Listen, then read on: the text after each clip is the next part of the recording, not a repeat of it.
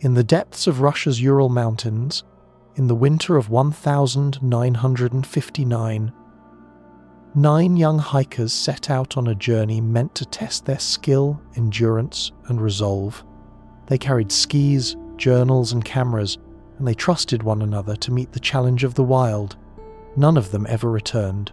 What searchers discovered in the weeks that followed has since become one of the greatest unsolved mysteries of the modern age. A tent torn open from the inside. Footprints scattered into the snow, many left by bare or sock-covered feet. Bodies found in strange positions, some frozen mid-motion, others with injuries that defied explanation.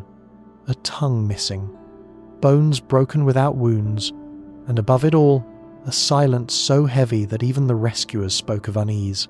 For decades, the Dyatlov Pass incident has remained an enigma. Was it avalanche, military secret, radiation, or something beyond? Every answer raises new questions. Tonight, we walk step by step through the hikers' final journey.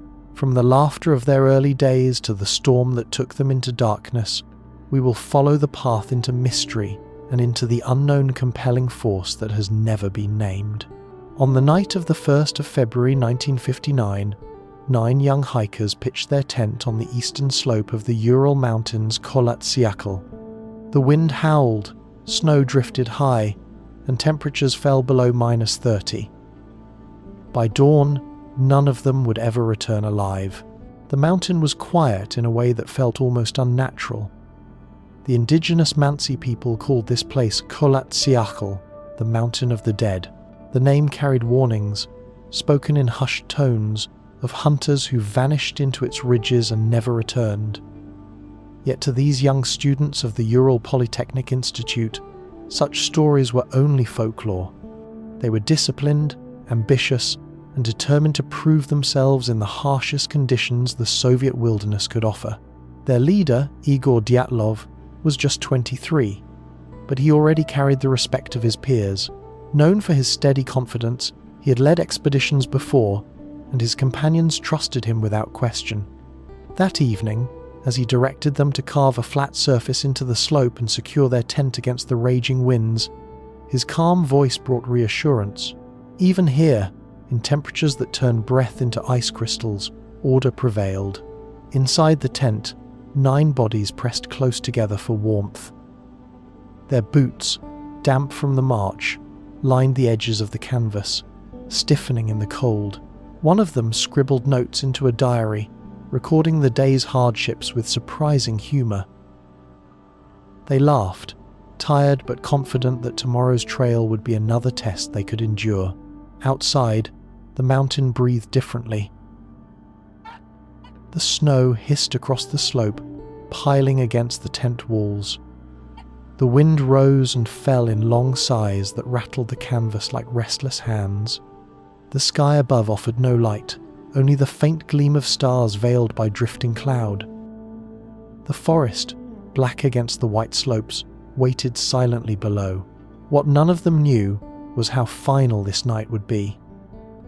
In weeks to come, searchers would climb this ridge and find their tent half collapsed, its fabric sliced open from the inside. They would find belongings, abandoned boots, coats, food untouched. Footprints in the snow would lead away, some in socks, some barefoot, others in only one boot. And further down, bodies would be scattered in the trees and ravines. But for now, in the warmth of shared breath, the 9 hikers slept, unaware of the shadow creeping toward them. The Urals stretched vast across the Soviet Union, more than 2,500 kilometers from Arctic seas to Kazakh steppes. For Soviet hikers, these mountains were a proving ground, a measure of strength and skill. But the same forces that made them symbols of endurance also made them merciless. Winds could hollow out drifts until they collapsed like traps. The site the hikers chose was exposed, high on the slope, away from the forest shelter.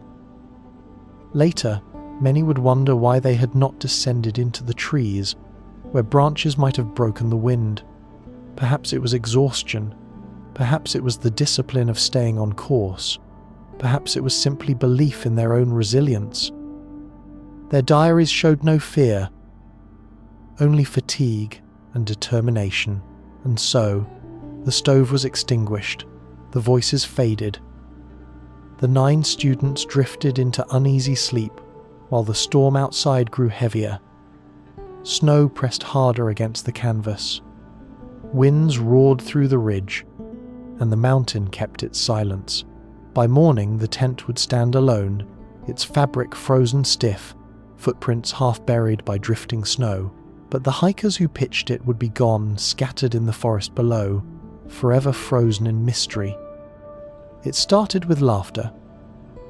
Students from the Ural Polytechnic Institute packed skis, notebooks and cameras, dreaming of the snowy ridges ahead.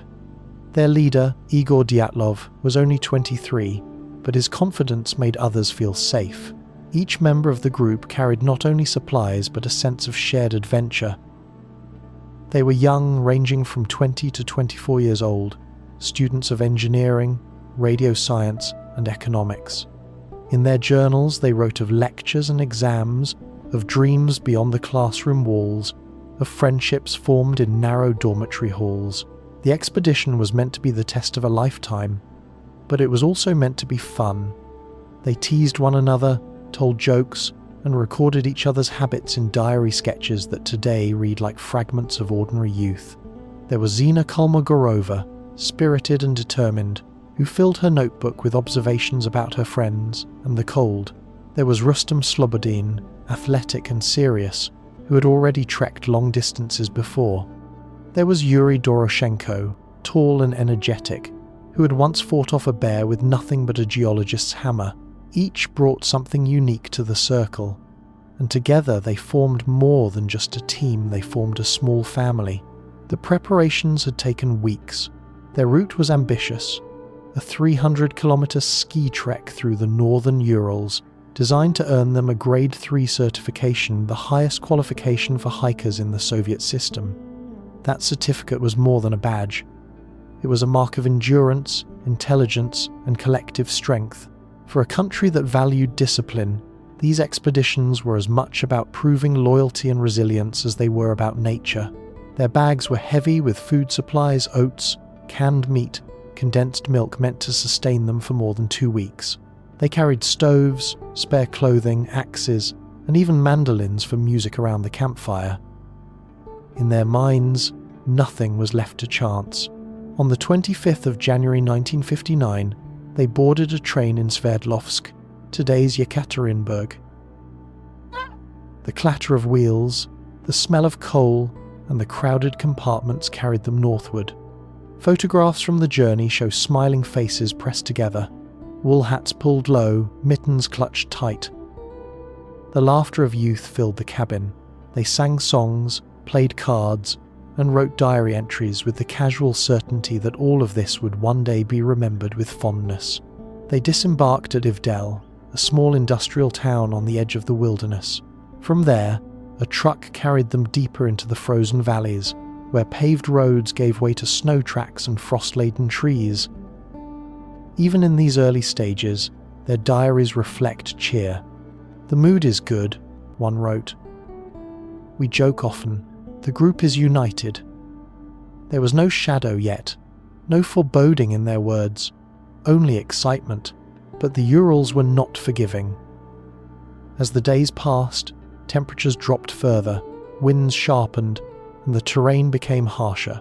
Still, the group pressed on, united by rhythm, skis sliding, poles stabbing, snow crunching under boots. Each night, they pitched tents, boiled snow into water, and wrote in their journals. The entries reveal exhaustion, but also a spirit that refused to break.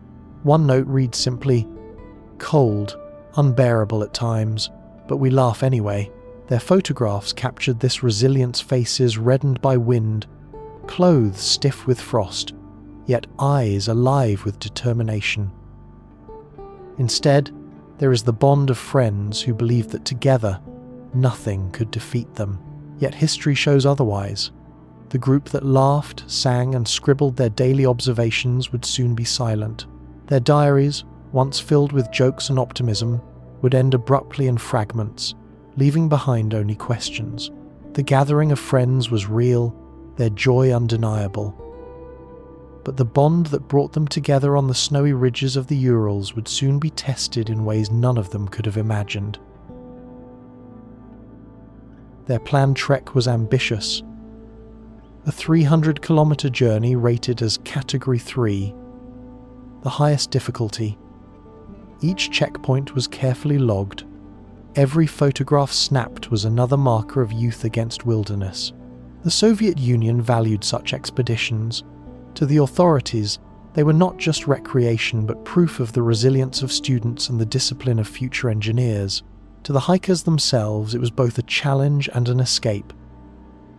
On their route sheet, each stage was mapped with precision.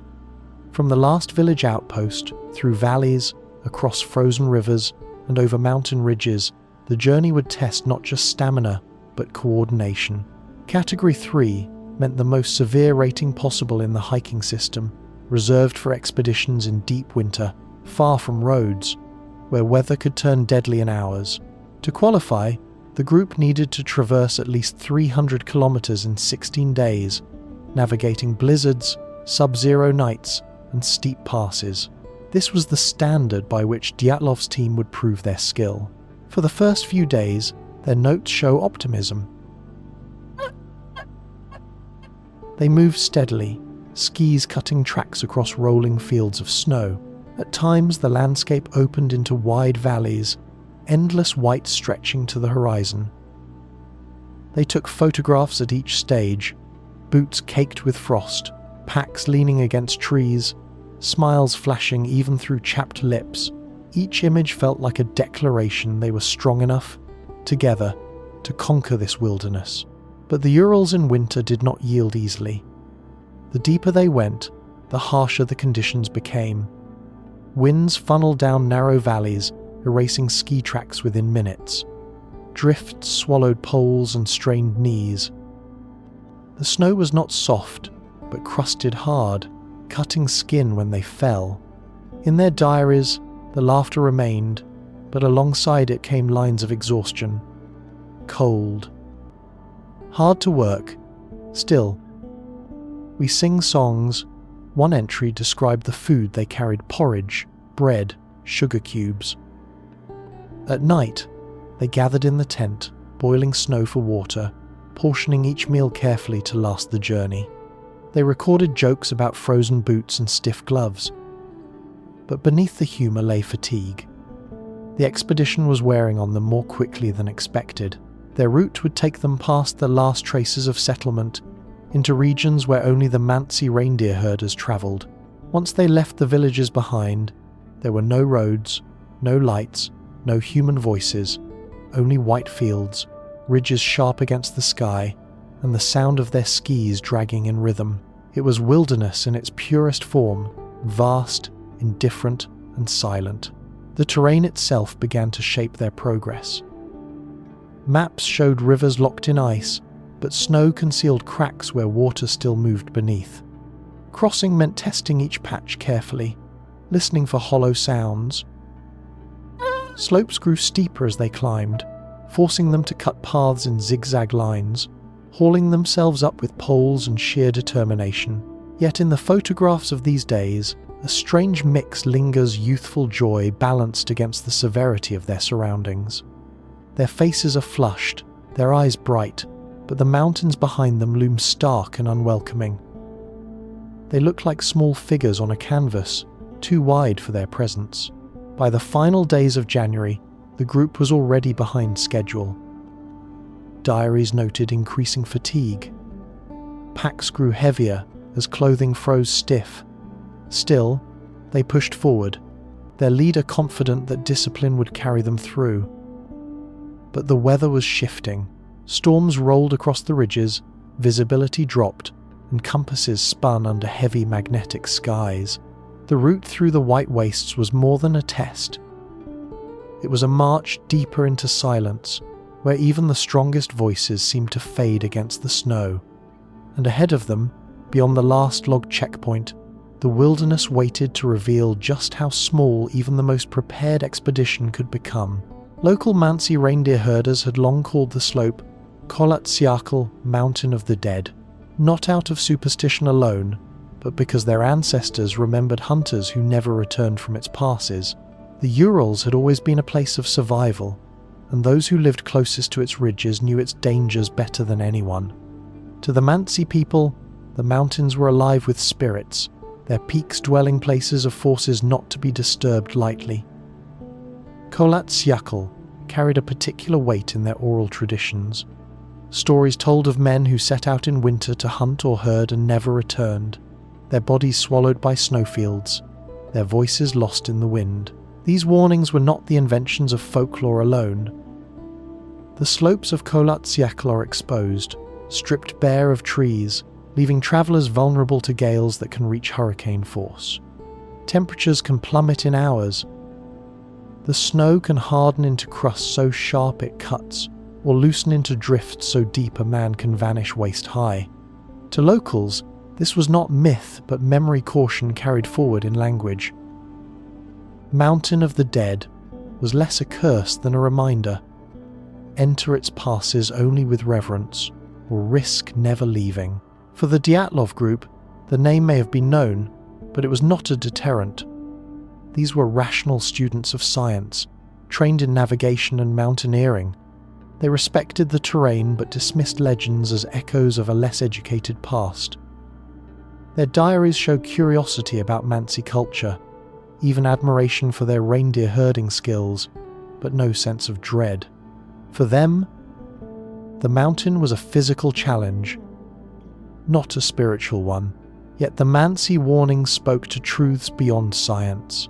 They understood how weather could turn paths into traps, how sudden whiteouts disoriented even the most experienced travelers. They knew that silence in the mountains could be deceptive, calm skies one moment, storms roaring the next. Such knowledge, carried without maps or compasses, had been passed down for generations. The slope where the Dyatlov group would camp on their final night was a particularly unforgiving place. Paradoxical rises starkly, treeless and bare, its face offering no shelter from the elements. To choose such a site for rest meant exposure to wind and snow that could batter a tent through the night. Some later argued this was a mistake. Why not descend into the forest below, where branches could have offered cover? But Dyatlov's group may have chosen it deliberately, wanting to avoid backtracking, determined to push forward even through exhaustion. Archaeologists and anthropologists have long studied how mountains acquire names like this one. Sometimes they encode warnings in stories that seem mythic, but are grounded in memory. In the case of Paradoxical, both explanations may hold. Its barren ridges had claimed lives before, and the name ensured those deaths were not forgotten. On February 1st, 1959, as the students pitched their tent on its slope, the mountain lay silent under snow. The forest below them stood black and still, its branches heavy with frost. The ridge above them was scoured by wind. To the Mansi, this was a place where one should never sleep. To the hikers, it was just another checkpoint, a point to be crossed before returning to warmth and safety. But that night, the old name would prove prophetic.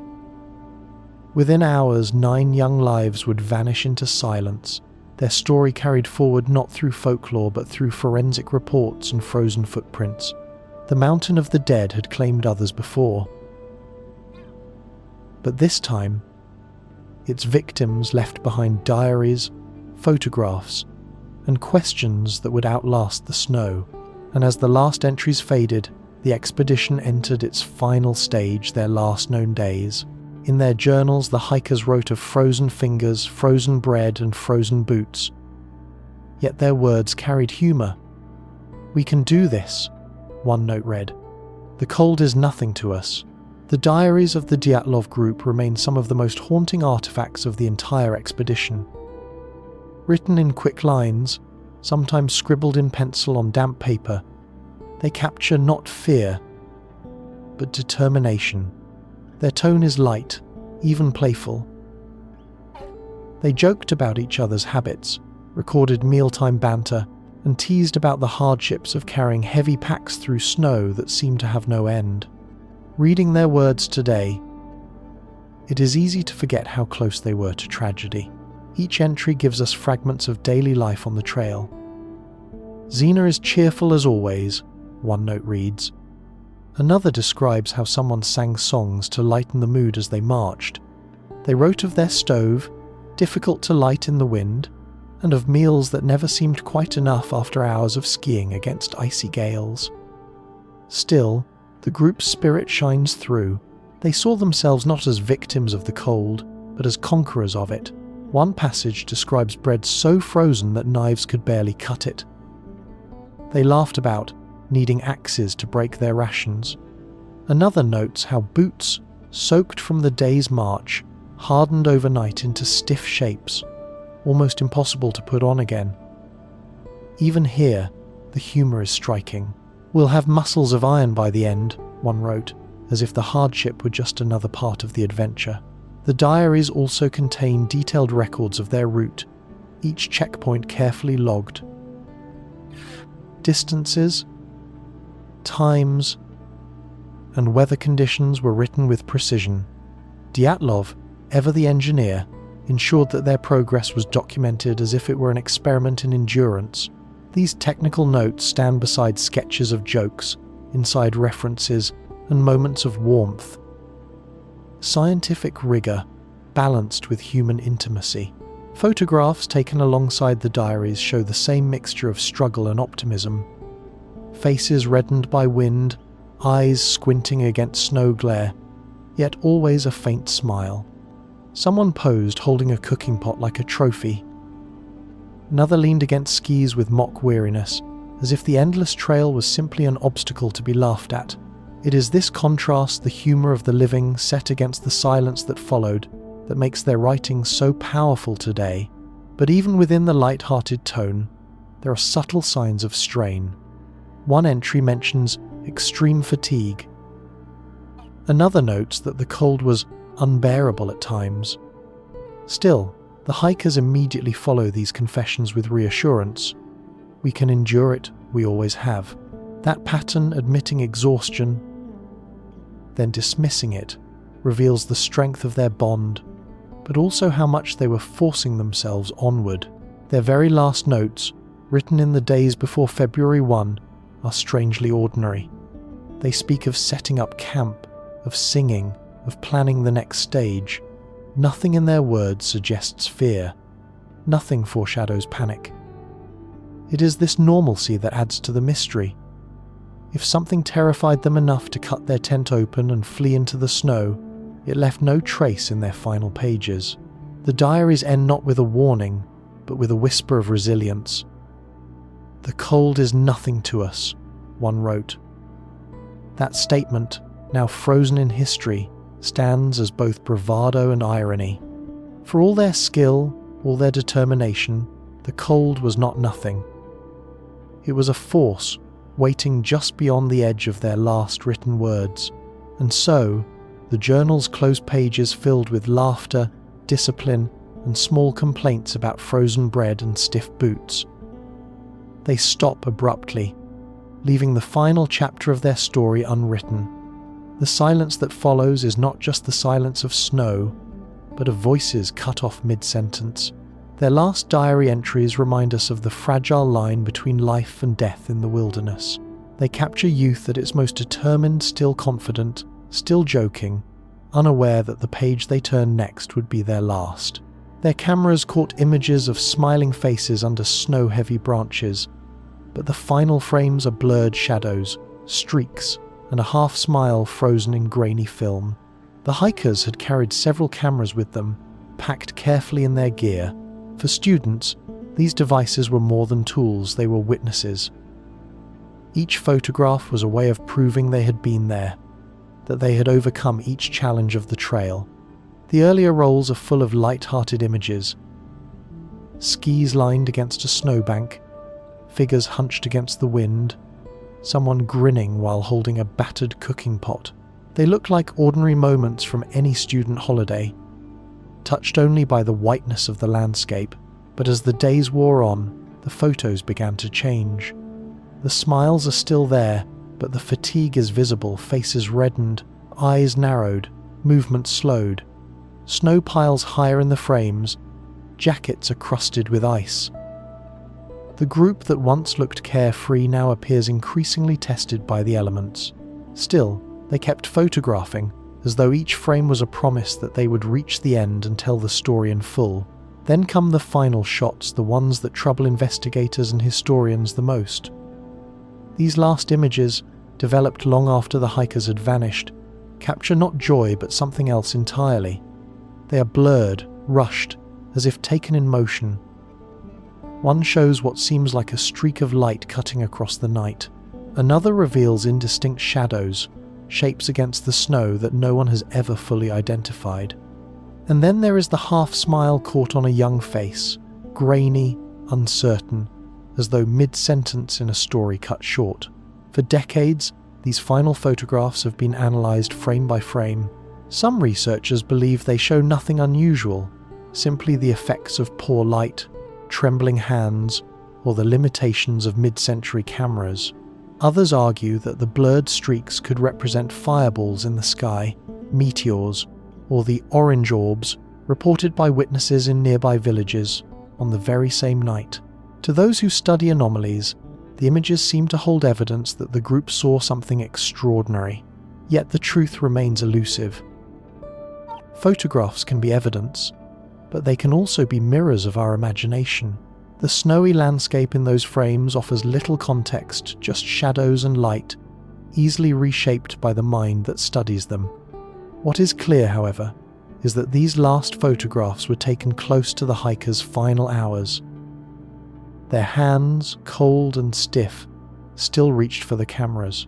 Even as conditions worsened, documenting the journey remained important. Perhaps the act of taking pictures gave them a sense of control in an uncontrollable wilderness. Or perhaps they hoped that, if they did not return, the images would tell their story. In the end, the cameras outlived their owners, recovered months later from the snow, their film intact despite the freezing conditions. The earlier photographs show friendship, determination, and resilience. But the last frames linger as questions. Why take pictures in the middle of such a night? What did they see that made them raise their cameras one last time? Those blurred images, half glimpsed and unresolved, became the final record of 9 young lives, and they lead directly into the greater mystery. What happened in the hours that followed? When the storm rose and silence replaced their laughter. On the last night, weather reports recorded winds strong enough to bend trees, driving snow that erased tracks within minutes. Inside the tent, canvas flapped like a living thing. The Urals are known for sudden changes in weather. And on the 1st of February 1959, the mountain unleashed its full power. Winds roared down the slopes of Kolat-Syakhl, funneling through ridges like a natural corridor. Snow, lifted and hurled into the air, struck with such force that it stung exposed skin. For anyone outside the fragile shelter of canvas, the world would have become a blur of white. Inside the tent, 9 young hikers pressed together in the cramped space, their stove extinguished, their meals unfinished. The walls shook violently, rattling poles and burying the lower edges in drifts. Sleep was nearly impossible. Each gust pressed the canvas inward like a giant hand, as though the mountain itself was trying to smother them. In their diaries, they had written of hardship with humour of frozen bread and stiff boots. But there is no record of this final night.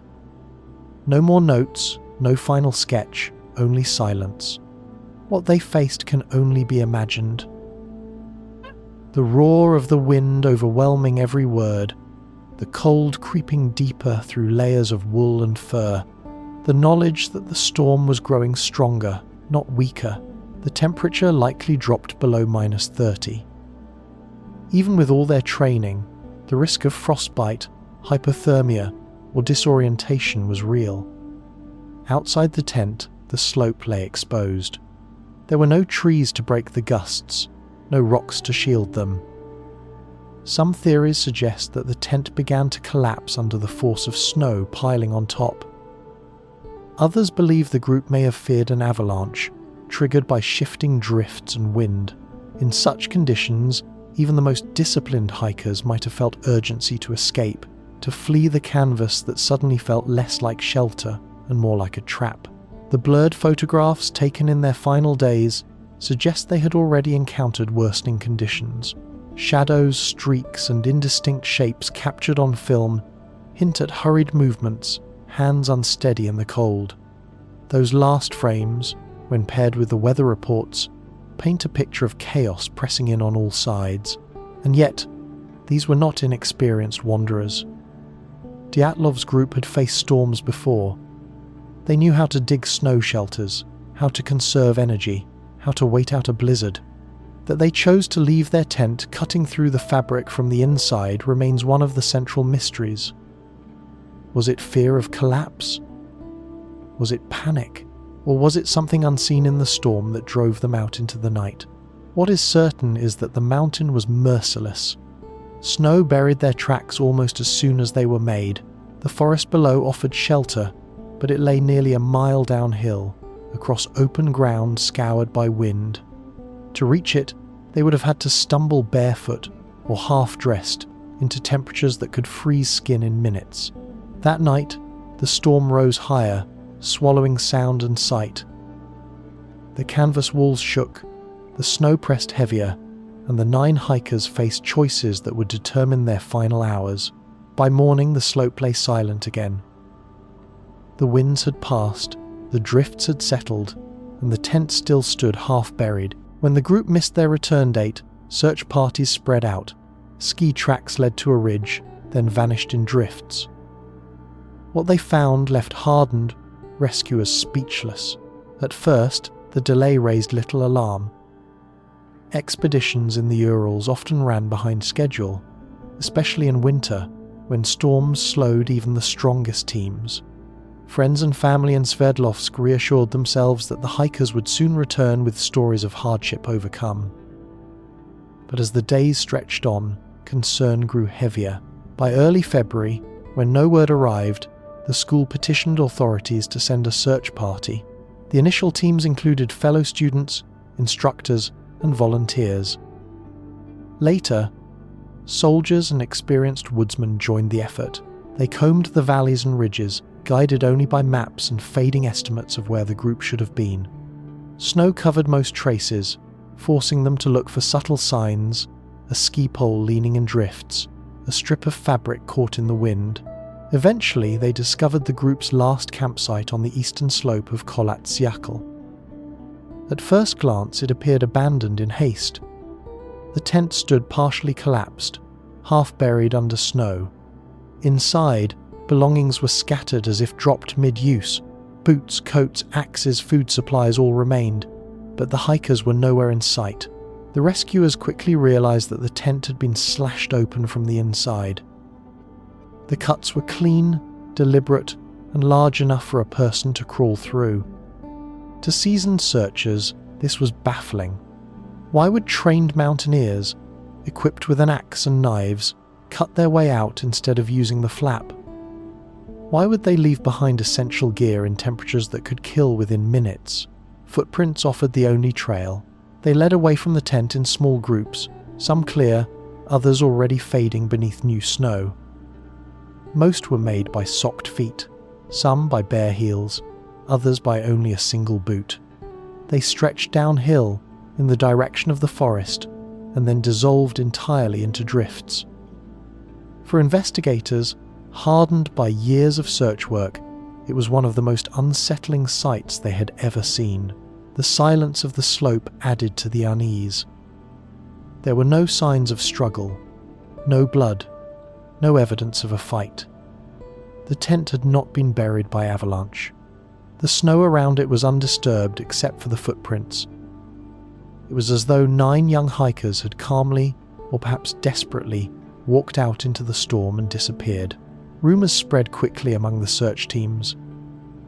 Some whispered of military involvement, others of strange lights seen in the sky by villagers on the same night.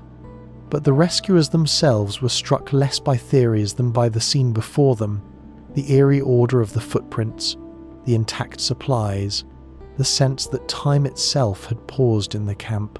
The searchers knew the mountain well. They had seen accidents before avalanches, frostbite, hunters lost to storms. But nothing compared to this. A camp left intact, its owners gone without explanation. The wind howled across the slope, covering their own tracks as they stood by the ruined tent. The mystery deepened with every step. The tent was not the end of the trail, but the beginning. Somewhere, in the vast forest below, the hikers had gone, and the searchers braced themselves for what they would find next. Gaping open. The hikers, however, were gone, a tent cut from within. The hikers' tent stood half buried, collapsed under snow. Its fabric was sliced open from the inside. Boots, coats, food all left behind. To the search teams who first arrived, the sight was more unsettling than any wreckage. The tent was their lifeline, protection against the wind, the place where warmth and safety could be maintained.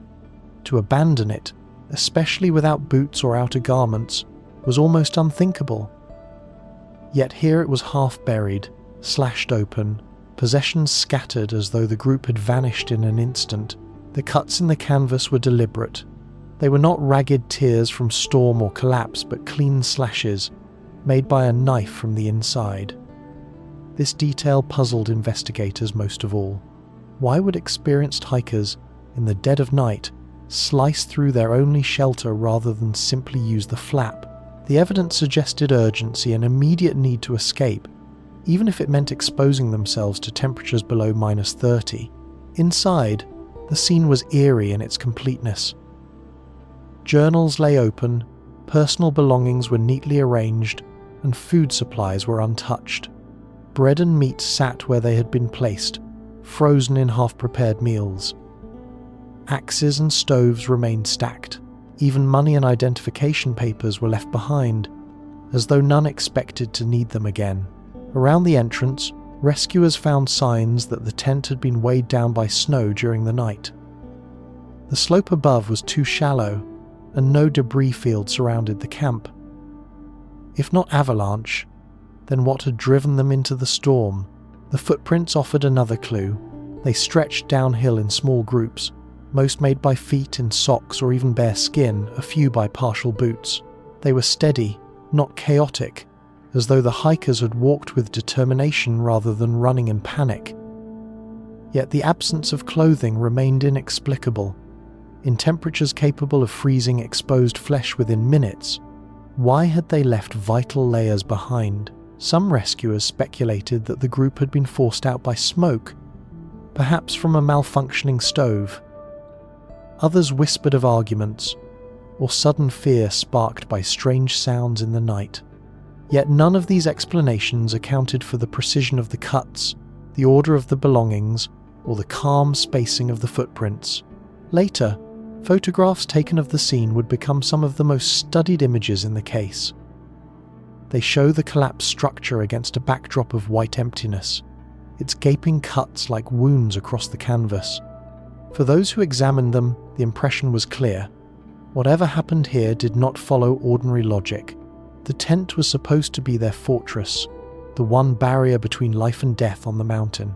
Instead, it became the centerpiece of a riddle abandoned in silence, slashed open from within, and left standing as mute witness to a night that unraveled into mystery. And further down the slope, where the footprints vanished into the trees, the first bodies were waiting. Some were made in socks, some barefoot, others with only one boot. They led toward the dark forest below, as if the hikers had run into the storm itself. For the rescuers, this was perhaps the most haunting discovery of all. In the frozen wilderness, clothing meant survival. Boots, coats, gloves, every layer was a defense against temperatures that could strip away life in minutes. Yet here was evidence that the hikers had abandoned their camp in near nakedness, leaving behind gear that might have saved them. The tracks told a story, but one that made little sense. The prints were clear at first, preserved by the storm's timing. They moved in small groups, close together, not scattered in panic. Investigators noted that the stride was measured, almost calm, as if the hikers had walked with purpose rather than fled in chaos. It was as if survival itself had ceased to matter. Some tracks showed bare heels pressed into the snow, the outlines of toes frozen in place. Others were softened by layers of wool socks, sagging with moisture as they trudged into drifts. A single boot appeared here and there, belonging to someone who had managed to grab only one before departing. The trail descended steadily, leading away from the slope where the tent still stood silent. The footprints continued for several hundred meters before the wind began to erase them. Snow drifted across the path, softening edges until they vanished into the white. Beyond that point, the rescuers had only direction to follow the black wall of forest waiting below. Speculation grew immediately. Why leave in such a state? Some suggested that hypothermia had clouded their judgment, stripping them of logic. Others considered whether they had been forced out by fear of collapse, perhaps convinced an avalanche was imminent. But none of these theories explained the calmness of the trail, the steady line of feet pressed into snow. The strangeness deepened when searchers considered the distances. To reach the forest from the tent required nearly a mile of travel across open ground. In those conditions, even a few minutes exposed could cripple the body. To walk that far without boots or coats should have been impossible. And yet, the hikers had managed it, their footprints proving that they pressed on into the storm. In the days and weeks that followed, these tracks would become one of the most discussed pieces of evidence. They showed no sign of a struggle, no extra prints revealed outsiders following them. No drag marks indicated injury. The 9 hikers had left together, on their own, in a manner both deliberate and inexplicable. When rescuers stood over those fading impressions, staring into the distance toward the trees, they felt the weight of the mystery settle deeper. Something had driven 9 skilled young mountaineers out of their only shelter and into the snow half-dressed. But what? The footprints offered no answer, only questions buried under drifts. The trail ended where the forest began, a line dissolving into shadow. And in that forest, beneath the cedar branches heavy with frost, the searchers would find their first human remains. At the forest's edge, 2 men lay beneath a cedar tree, barefoot, clad only in underwear. Their hands were bloodied, their branches torn. It looked like they had tried to climb to safety. The cedar tree rose starkly from the snow, its limbs broken and scattered below. Searchers concluded that the 2 men, Yuri Doroshenko and Yuri Krivonishenko, had attempted to climb the trunk in desperation. The bark was stripped, clawed bare several meters high, as though they had scrambled upward for refuge. But refuge from what? No predator tracks were found, no avalanche scars marked the slope, and yet their hands bore wounds, skin raw and torn, proof of their struggle against the tree itself. The scene was difficult for even the most hardened rescuers. The men's bodies were thinly dressed, far too exposed for the freezing night. Their feet were bare, their torsos clad only in light undergarments. Frostbite had already blackened skin. Snow crusted over their limbs, preserving their expressions in silence. Around them, the faint remains of a fire told another part of the story. Near the cedar's base, branches had been gathered, broken into pieces, and stacked for burning. Blackened twigs and half-burned wood marked where flames had once flickered in the night. The fire had been small, fragile against the vast cold. Still, it was evidence of the hikers' last effort to cling to warmth. For a short time, they must have huddled by its glow, trying to survive the blizzard that scoured the slope above. Investigators noted the contradiction. Why would 2 strong men, experienced in the wild, be reduced to building such a meagre fire? With axes left behind in the tent, they had only their hands to break branches, leaving them bloodied and raw. Without coats or boots, Their chances of surviving even an hour were slim. The searchers studied every detail. A few pine needles lay embedded in flesh. Smoke had stained their fingers, suggesting they tended the fire until the end. But the blaze was never enough. The wood ran out, the wind blew colder, and the men were claimed by the night. Their discovery posed as many questions as it answered. Why had they stopped here? Under this particular cedar? Had they been waiting for the others? Had they fled further than the rest, or simply collapsed where exhaustion struck? The broken branches suggested fear something had driven them to climb in haste. Yet no explanation fit easily. For the families, the details were unbearable. To imagine their sons freezing half-dressed, tearing at bark, trying to summon warmth from sticks and sparks, it was a picture of desperation without reason. For investigators, it was the beginning of a deeper puzzle.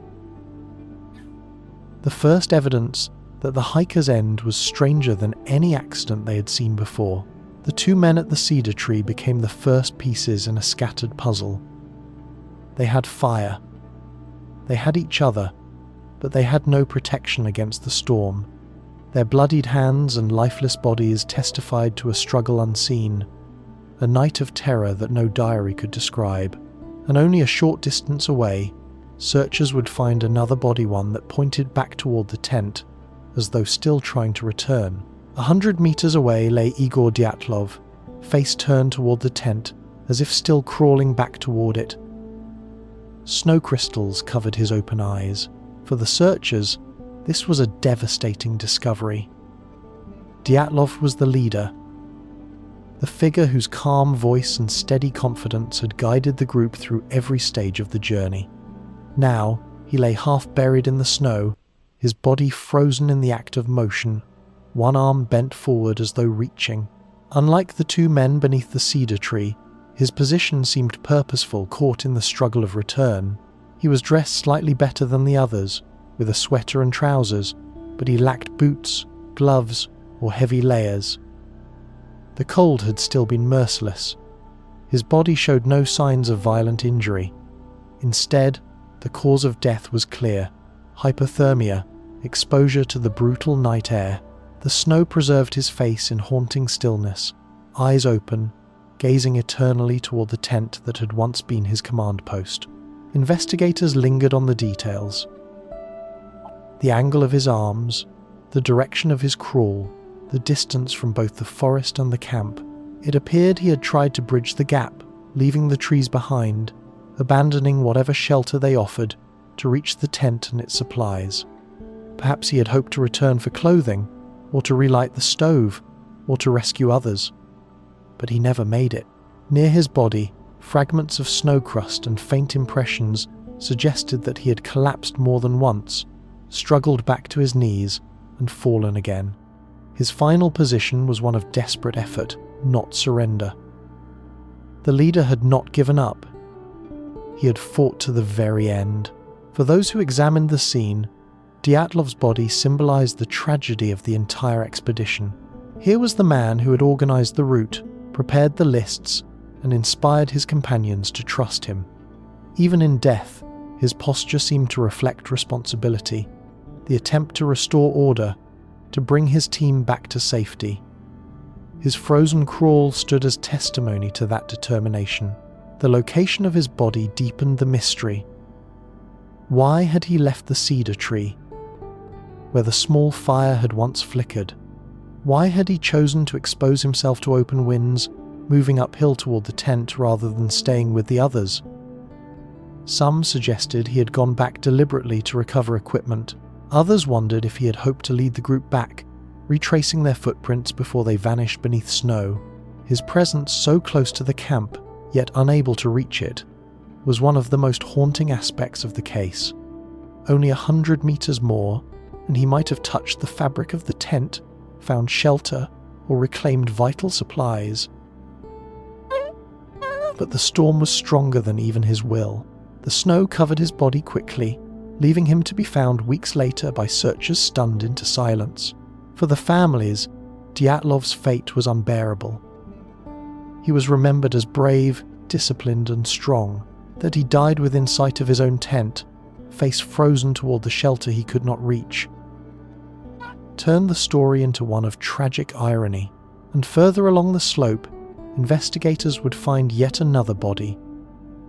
One more figure frozen mid-journey, marking the path of return that none would complete. Nearby, rescuers found more Rustam Slobodin, his skull fractured, yet still frozen in mid-motion. Each body seemed arranged as if part of an unfinished journey. Slobodin's body lay further up the slope, between the cedar tree and the tent, as though he too had been attempting to return. His clothing was light, his feet inadequately covered, and his posture suggested collapse after a long struggle through the snow.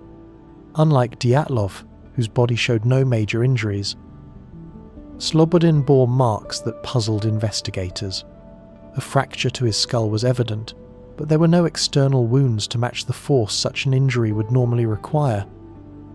His skin showed only frost and bruises, leaving the cause of the fracture unresolved. The pattern of discovery began to form a grim trail, from the cedar tree where the first two were found, up toward Dyatlov, and then Slobodin. The bodies created a line across the slope, a broken chain of lives cut short. Each figure was frozen in motion, as if time itself had stopped them mid-stride. To rescuers, it looked like a desperate, unfinished attempt to return to safety one hiker at a time, succumbing to the cold before reaching the tent.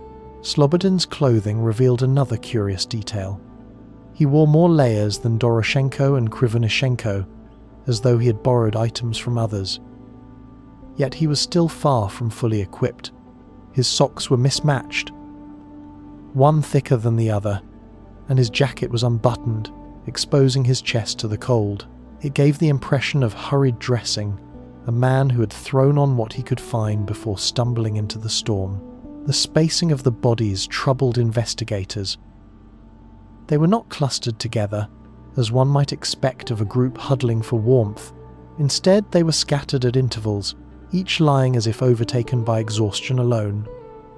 Yet others saw something stranger, a pattern too neat, too linear, as though the hikers had been pulled back one by one, unable to continue. The absence of defensive wounds or signs of struggle added to the riddle. Slobodin's head injury, while serious, was never fully explained. Some speculated he had fallen repeatedly on the ice, each impact worsening his condition until he could no longer rise.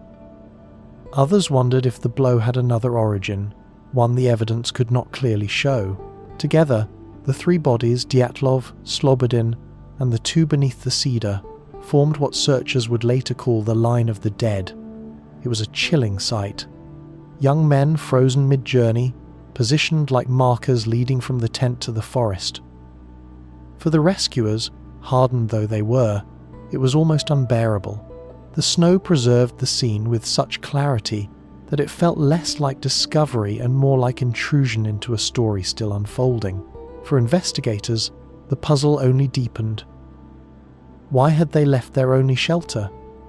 Why had they split apart, some remaining by the cedar while others attempted the return? And what force, natural or otherwise, had inflicted injuries that defied simple explanation? The mountain had yielded 3 bodies so far, but the searchers knew more remained hidden. The missing members of the group had yet to be found, their fates concealed beneath snow and shadow. And weeks later, in a ravine deeper in the forest, the rescuers would uncover the last and strangest chapter of all the hidden 4. 2 months later, deep in a ravine, searchers uncovered the final 4. They were better dressed, as if they had taken clothes from the others. Yet the scene was stranger still. By the time the last 4 hikers were found in May 1959, winter had begun to loosen its grip. Snowmelt revealed hidden layers, and with it, the bodies that had eluded rescuers for weeks. The ravine where they lay was 75 meters from the cedar tree, sunk deeper into the forest, a place that offered both concealment and danger. For investigators, it was as though the mountain had withheld its darkest secret until spring. The 4 were discovered together, partially buried beneath several meters of snow. Unlike those first found on the slope, they wore more layers. Some garments had clearly been taken from their companions. A coat here, a pair of pants there, mismatched gloves pulled onto stiffened hands. It suggested survival instinct that as their friends succumbed, the living had tried to use what remained.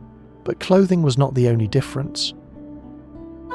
The injuries on these final four were far more severe, and far harder to explain. Lyudmila Dubinina, one of the few women in the group, was found with broken ribs and missing soft tissue. Nikolai Thibault Brignoles bore massive skull fractures, injuries more consistent with a car crash than a fall in snow. Alexander Kolevatov and Semyon Zolotaryov also showed signs of blunt trauma. Their ribs caved in with force, yet strangely, there were no external wounds, no torn skin, no bruising on the surface. It was as though the damage had been inflicted by a pressure far greater than any human could deliver. Theories multiplied. Some suggested the ravine had collapsed, crushing them under snow and ice. Others believed they had fallen into it in the dark, striking hidden rocks beneath. But many investigators pointed out that the fractures were too extensive, and the pattern too unusual to be explained by simple accident. One forensic expert compared the trauma to that of a high-speed collision, an impact beyond what the human body should endure in such conditions. Dubinina's case deepened the mystery further. Alongside her severe injuries, her body was missing eyes and part of her tongue. While some attributed this to natural decay, predators, or flowing water in the ravine, others insisted it hinted at something more. Combined with reports of strange orange-tinted skin on several of the bodies, rumours of radiation exposure spread quickly. The ravine itself added to the unease. Branches overhead had been cut, possibly to build a shelter. Fragments of clothing were scattered nearby, along with traces of a small fire. It appeared the group had tried to organise, even in their final hours, yet their end was brutal and chaotic. For searchers, the discovery was haunting. The mountain had revealed not just death by cold, but death by forces that resisted easy explanation. The young hikers, once so full of laughter and determination, now lay as evidence in a mystery that grew darker with every detail. The line of bodies was complete 9 in total. Yet with the final 4, the story shifted from tragedy to enigma.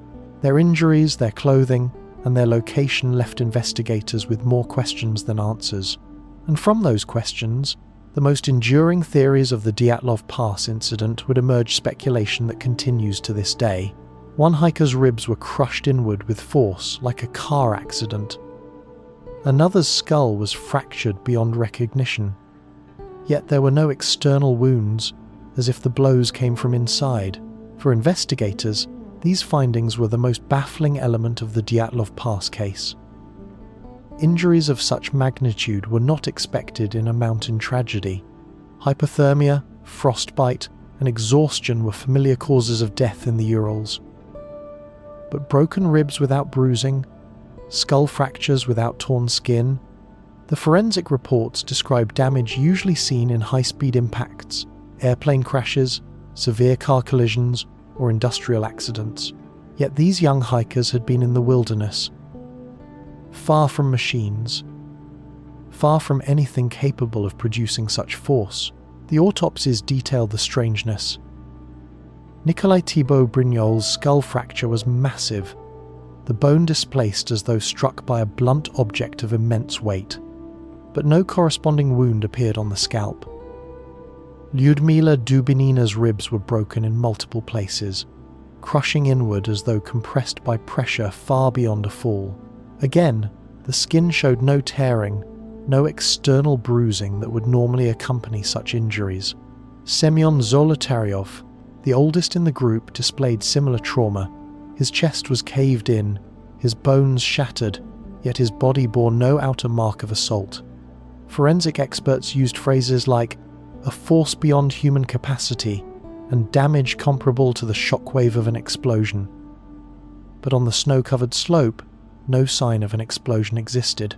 No scorch marks, no debris, no evidence of fire. Examiners looked for more conventional answers. Could they have been crushed by snow? The ravine where the four were found might have concealed heavy slabs of ice, but the surrounding trees and undisturbed ground suggested no large collapse had occurred.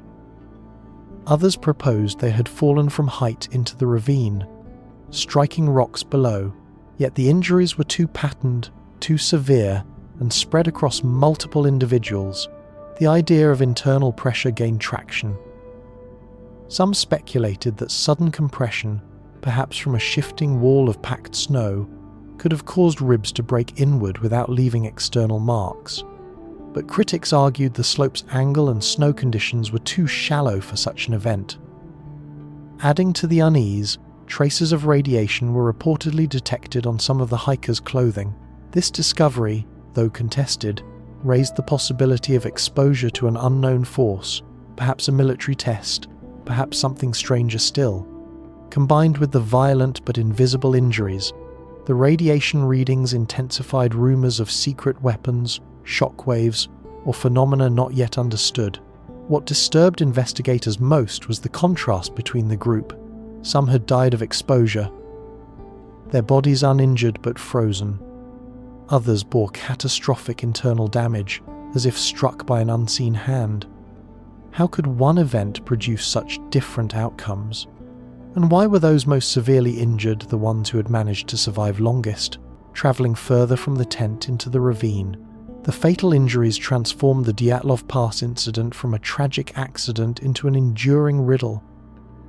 They forced every theory, avalanche, fall, fight, even animal attack, to collapse under scrutiny. None could reconcile the violence of the wounds with the absence of visible trauma.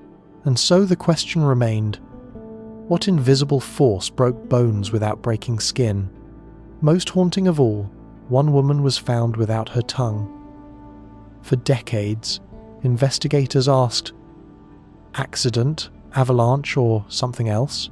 The victim was Lyudmila Dubinina, only 20 years old.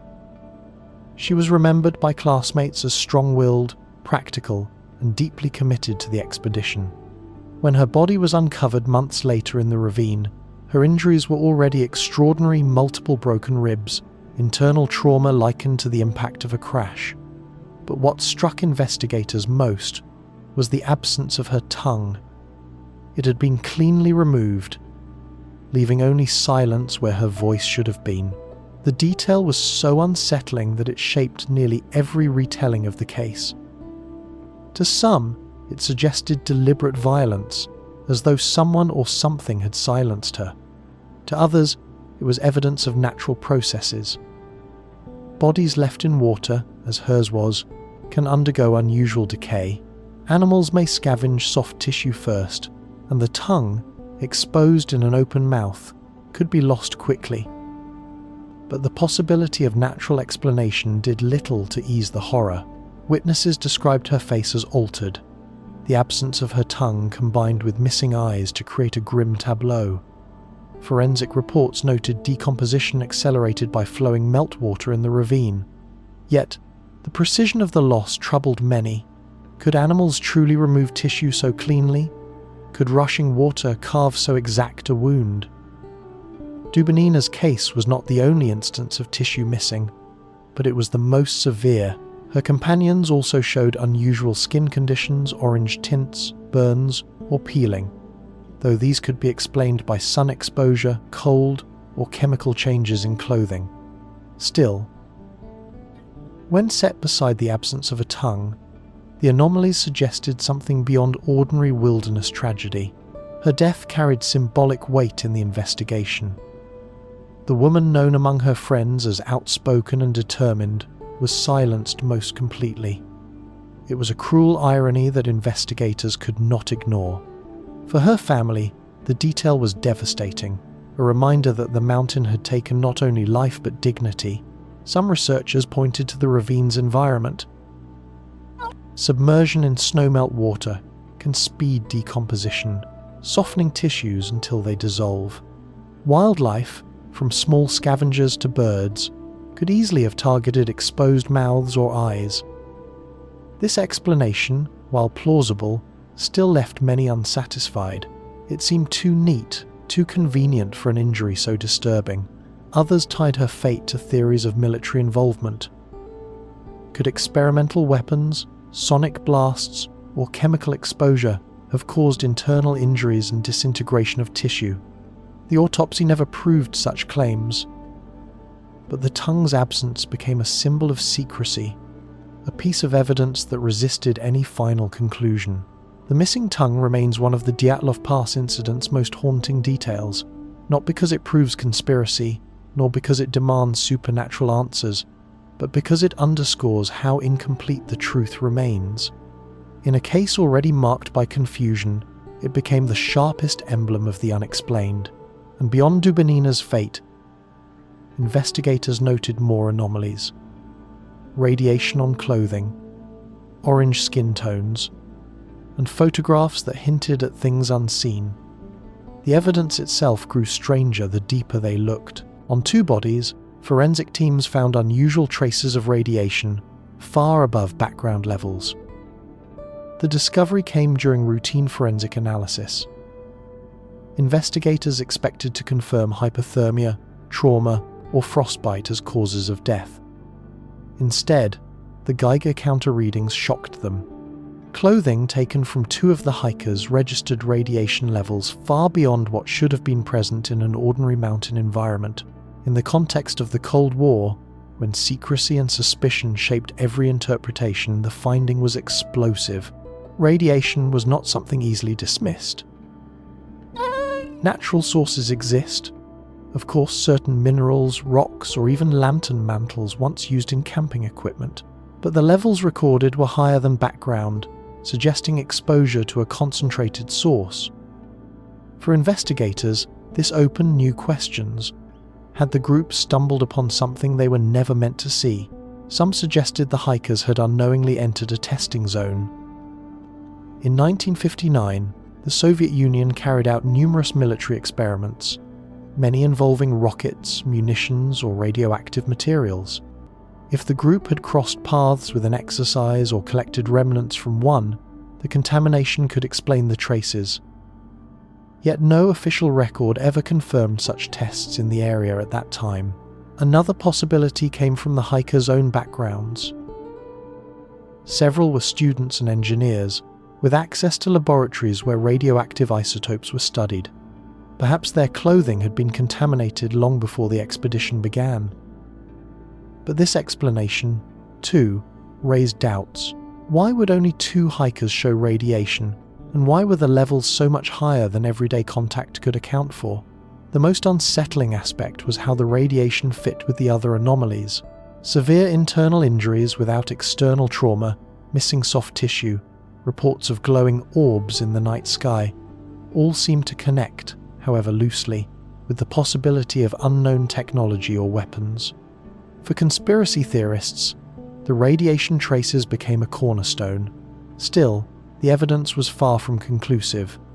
Forensic records were incomplete, and samples were limited.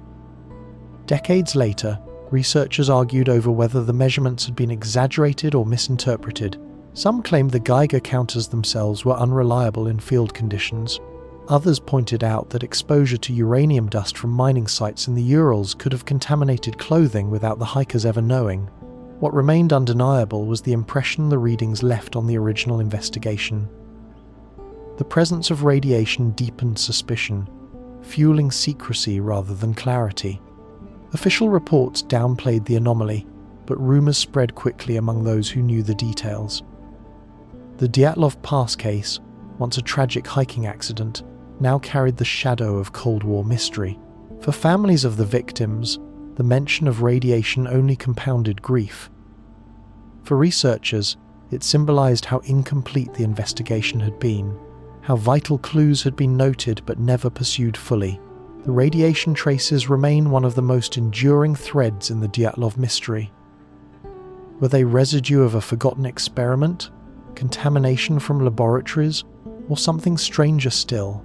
The evidence, fragmentary and unresolved, refuses to settle into certainty. And just as the investigators wrestled with these anomalies, other reports emerged, accounts of strange lights in the sky, sightings that coincided with the night the hikers died. On the very night the hikers died, witnesses in nearby villages reported glowing orange spheres drifting above the mountains. Some swore they moved with deliberate motion. The accounts came from multiple settlements scattered across the Urals. Farmers, hunters, and even a meteorological team described seeing strange lights in the sky, flickering in hues of orange and red. They were not the sharp streaks of meteors or the steady beams of aircraft. Instead, they glowed as spheres, hovering, drifting slowly, and then vanishing into the night. For those who saw them, the lights were unlike anything ordinary. One group of geologists working at a site miles from Dyatlov Pass recorded their observations in a log. Villagers in Ivdel and nearby towns corroborated these sightings, reporting that the orbs lingered in the sky for minutes at a time, sometimes in silence, sometimes with a faint, low hum. When news of the hikers' deaths reached the public, these reports gained new weight. Could the glowing orbs have been connected? Had the group witnessed something in the sky that terrified them enough to flee their tent in the dead of night? The blurred final photographs taken by the hikers, showing streaks of light and indistinct shapes, seemed to echo the villagers' stories. Investigators were cautious. Official reports often dismissed the lights as atmospheric phenomena, ball lightning, meteors, or optical illusions caused by the refraction of snow crystals in the air. But the witnesses insisted these were not illusions. The orbs moved deliberately, sometimes changing direction, sometimes dimming and flaring again, as though under control. Theories multiplied. Some speculated the lights were linked to secret military tests. The Urals were not far from areas where missiles were launched and parachute flares were used. If experiments had taken place on that night, the glowing orbs could have been remnants of those activities, yet no records of such tests were ever released. Others leaned toward more mysterious explanations, unidentified aerial phenomena that science could not yet describe. For the families of the victims, the reports of orange lights added to the anguish. If their children had indeed seen such orbs from the tent, it might explain why they left in haste. Imagine the canvas walls glowing orange, shadows moving outside, a storm of wind and snow rising around them. Did the sight of the orbs, coupled with the storm, drive them to slash their way into the night? Or were the lights only coincidence, a spectacle in the sky unconnected to the tragedy below? In the years since, the orange orbs have become one of the most enduring elements of the Dyatlov mystery. Eyewitness testimony, blurred photographs, and the timing of the hikers' deaths all intertwine, creating a narrative that resists closure. Whether atmospheric, military, or something stranger, the lights refuse to fade from the story, and just as the investigators weighed these sightings, another layer of confusion emerged. The contradictions and gaps in the official investigation itself. A roll of film recovered from the ravine revealed eerie lights, blurred streaks, and overexposures. Was it a meteor? A lantern? Or something the hikers saw too late? The camera belonged to one of the group members and had survived weeks beneath snow and water. When the rolls were developed, most of the images showed ordinary moments. Friends skiing through white valleys, leaning on poles, grinning against the wind. But near the end of one roll, the photographs changed. Frames became distorted, strange streaks of light, bursts of overexposure, and shapes that seemed to hover against the night sky. To some investigators, these final images were meaningless. They argued the camera's shutter had stuck, or snowflakes had caught the light, producing accidental patterns. The blurs, they said, were nothing more than cold, trembling hands and poor conditions. Yet others were not so sure. The streaks resembled trails of fireballs or glowing spheres, strangely similar to what villagers had reported in the same region on the same night. One frame in particular drew attention. It showed a bright, elongated light cutting diagonally across the darkness, flaring at one end. Some called it a meteor. Others thought it could be a flare or even a lantern captured mid-flight, but its intensity combined with the group's mysterious fate gave the image an unsettling quality. It seemed less like an accident of film and more like a fragment of testimony, the hikers' last attempt to record what they had seen. The questions deepened when paired with their actions that night. If they had indeed witnessed unusual lights, did panic follow? Did they fear an avalanche triggered by explosions or weapons, or did they believe something unknown was descending upon them? Whatever they saw, their response was drastic enough to leave their tent behind, their possessions untouched, and their tracks scattered into the forest. Forensic experts later analysed the negatives, debating whether the light sources were natural or artificial. Meteors were possible, though the lingering glow described by witnesses suggested otherwise. Lanterns or flares could explain some of the frames, but the absence of confirmed military exercises nearby left gaps in the theory. Others speculated about camera malfunction, shutters freezing in the cold, lenses fogging, light leaking onto the film, but none of these explanations erased the coincidence. The hikers' deaths coincided precisely with a night when multiple witnesses claimed to see glowing orbs in the sky. The photographs became central to the mystery's mythology. They were studied, enlarged, and argued over for decades. To skeptics, they were nothing more than flawed images from a frozen camera. To believers, they were proof that the hikers had encountered something extraordinary. What remains clear is that the camera's final frames are unlike the rest of the group's cheerful photographs. They are darker, stranger, and unresolved. Whether by accident or intention, they capture a moment on the edge of disaster. And as investigators examined those haunting images, they turned their attention to the broader case, an official inquiry that would raise more questions than it ever answered. The investigation was swift and vague. Officials ruled the deaths were caused by an unknown compelling force. Files were sealed, whispers replaced answers.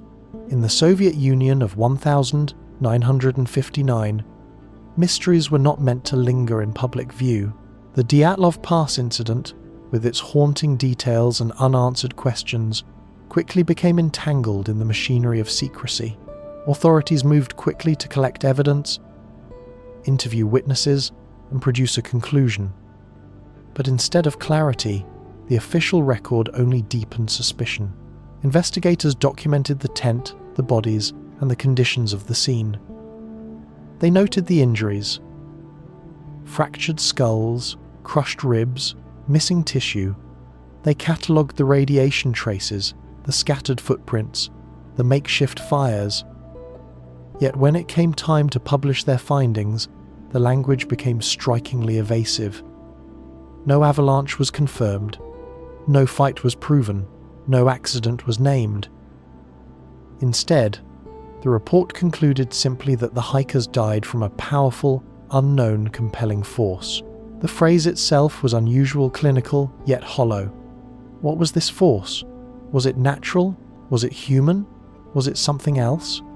The wording seemed designed not to explain but to obscure. For families desperate for answers, it offered only frustration. For students and colleagues at the Polytechnic Institute, it became a phrase whispered in hallways, a riddle left unsolved. Then, almost as quickly as the investigation began, it ended. The case was closed within weeks. Files were stamped, boxed, and hidden away. Access was restricted and discussion discouraged. In the climate of the Cold War, secrecy was routine.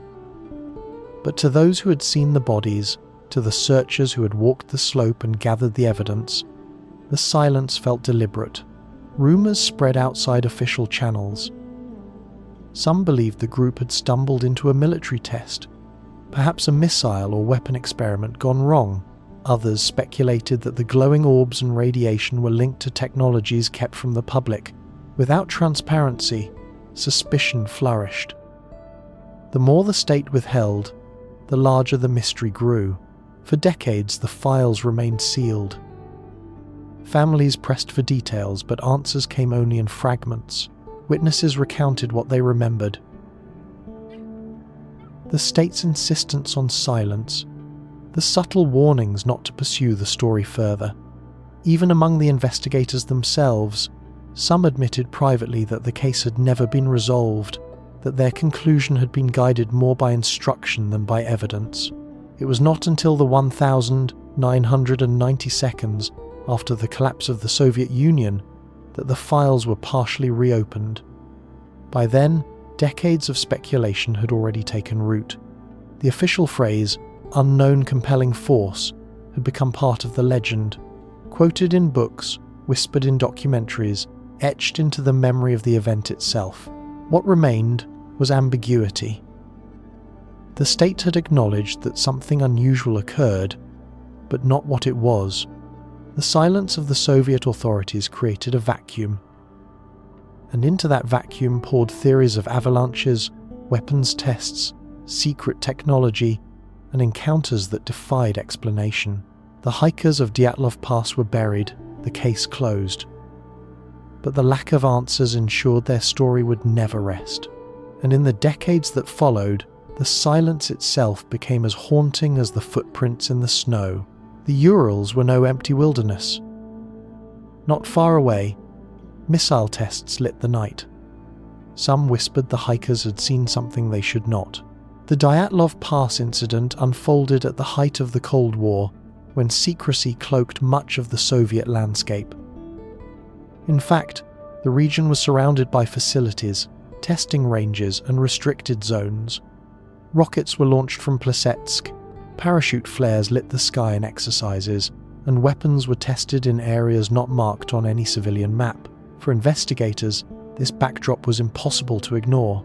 The presence of unusual injuries, unexplained radiation, and reports of glowing spheres in the sky all intersected uncomfortably with the reality of military operations nearby. To some, the hikers' death seemed less like an accident of nature and more like the result of proximity to something they were never meant to witness. Searchers themselves reported seeing signs of aerial activity in the weeks that followed. Witnesses from surrounding villages spoke of orange orbs, while soldiers mentioned rocket tests occurring in the same general time frame. None of this was officially acknowledged. The Soviet investigation, bound by secrecy, refused to connect the dots. But for those outside the system, the silence spoke louder than words. Theories of military involvement quickly spread. Some suggested the hikers had stumbled into the path of experimental weapons, perhaps mines scattered across snowfields or aerial shockwaves from tests overhead. The catastrophic internal injuries on some of the victims, likened to those of a car crash, seemed to support this. Others believed parachute flares, dropped to illuminate exercises, could explain both the glowing orbs and the confusion that drove the hikers from their tent. But no direct evidence ever surfaced. Official archives did not confirm rocket launches in that precise location and time. And yet, secrecy was the Soviet Union's strongest shield. In an era when whole towns could be erased from maps, the absence of records did not necessarily prove the absence of activity. To the families, whispers of military involvement carried both dread and anger. If their children had been victims of an accident tied to secret experiments, then the truth had been buried under layers of classification. If they had witnessed something forbidden, then their deaths might have been silenced to protect the state. Such ideas, unprovable yet persistent, only deepened the anguish of loss. For historians, the overlap between the hikers' fate and military presence remains one of the case's most compelling threads. The Urals were a borderland of secrecy, where civilians and soldiers lived in uneasy proximity. The Dyatlov hikers were young, curious, and unafraid of wilderness, but perhaps they walked too close to the edge of hidden activity. The official phrase, "unknown compelling force," fit almost too neatly within this context. It explained nothing, yet hinted at everything. Military tests, classified technology, an encounter never meant to reach public record, the possibility has never been ruled out. And for many, the silence around it suggests that the mountain may not have been the deadliest force on that night. Some believe the answer still lies in archives unopened, in records stamped secret, in memories never spoken aloud. Decades later, experts return to the slope, A small slab avalanche, they argued, might explain the panic, the injuries, the flight into the night. But questions remained. For years, many dismissed avalanche theories outright. The slope where the hikers camped was shallow, only about 23 degrees, far less than the typical 30-45 degrees required for avalanches to form. Early investigators noted that no debris field had been found, no trees knocked down, no mass of snow piled at the base of the slope. Yet in 2019, a group of researchers revisited the site, armed with modern simulations and new data. They proposed the hikers had triggered a slab avalanche, a sudden release of a compacted sheet of snow. Unlike the dramatic walls of white often imagined, a slab avalanche can be small, swift, and deadly. It could bury a tent partially, collapse its structure, and force its occupants to cut their way out in fear of suffocation. In this model, the group might have fled into the night, underdressed, believing the danger was not yet over. Some of the puzzling injuries seem to fit this theory. A block of compact snow pressing onto the body could fracture ribs or skulls without leaving surface wounds. The panic of the moment could explain why the hikers left gear behind, why they scattered toward the forest rather than remain. But the avalanche theory still faced challenges. First, the footprints found leading from the tent were not consistent with people running in terror. They appeared calm, deliberate, paced. Second, the tent itself was still partially standing when discovered, not swept away or crushed under heavy snow. And third, the group's decision to camp on the slope remained unusual. Critics also pointed to the timeline. If the avalanche occurred at night, why were the bodies found so far apart, with some surviving long enough to build fires and cut branches? Wouldn't they have regrouped after the immediate danger passed? The debate grew sharper after a 2021 study used computer models to replicate conditions on the mountain. The research concluded that under rare circumstances, wind, snowpack density, and slope angle, a slab avalanche could indeed occur there. The force would have been strong enough to cause internal injuries but not leave behind massive debris. The conclusion gave weight to the avalanche explanation, at least as a partial solution. Yet even with these findings, many remained unconvinced. The missing tongue, the radiation traces, the reports of orange orbs in the sky all fell outside what an avalanche could explain. At best, the slab avalanche accounted for how the hikers left the tent, but not for the deeper mysteries that followed. To this day, avalanche supporters and skeptics continue to argue. For some, it is the most rational explanation, aligning with known science. For others, it is too neat, too narrow, leaving too many questions unanswered. The avalanche debate closed no doors.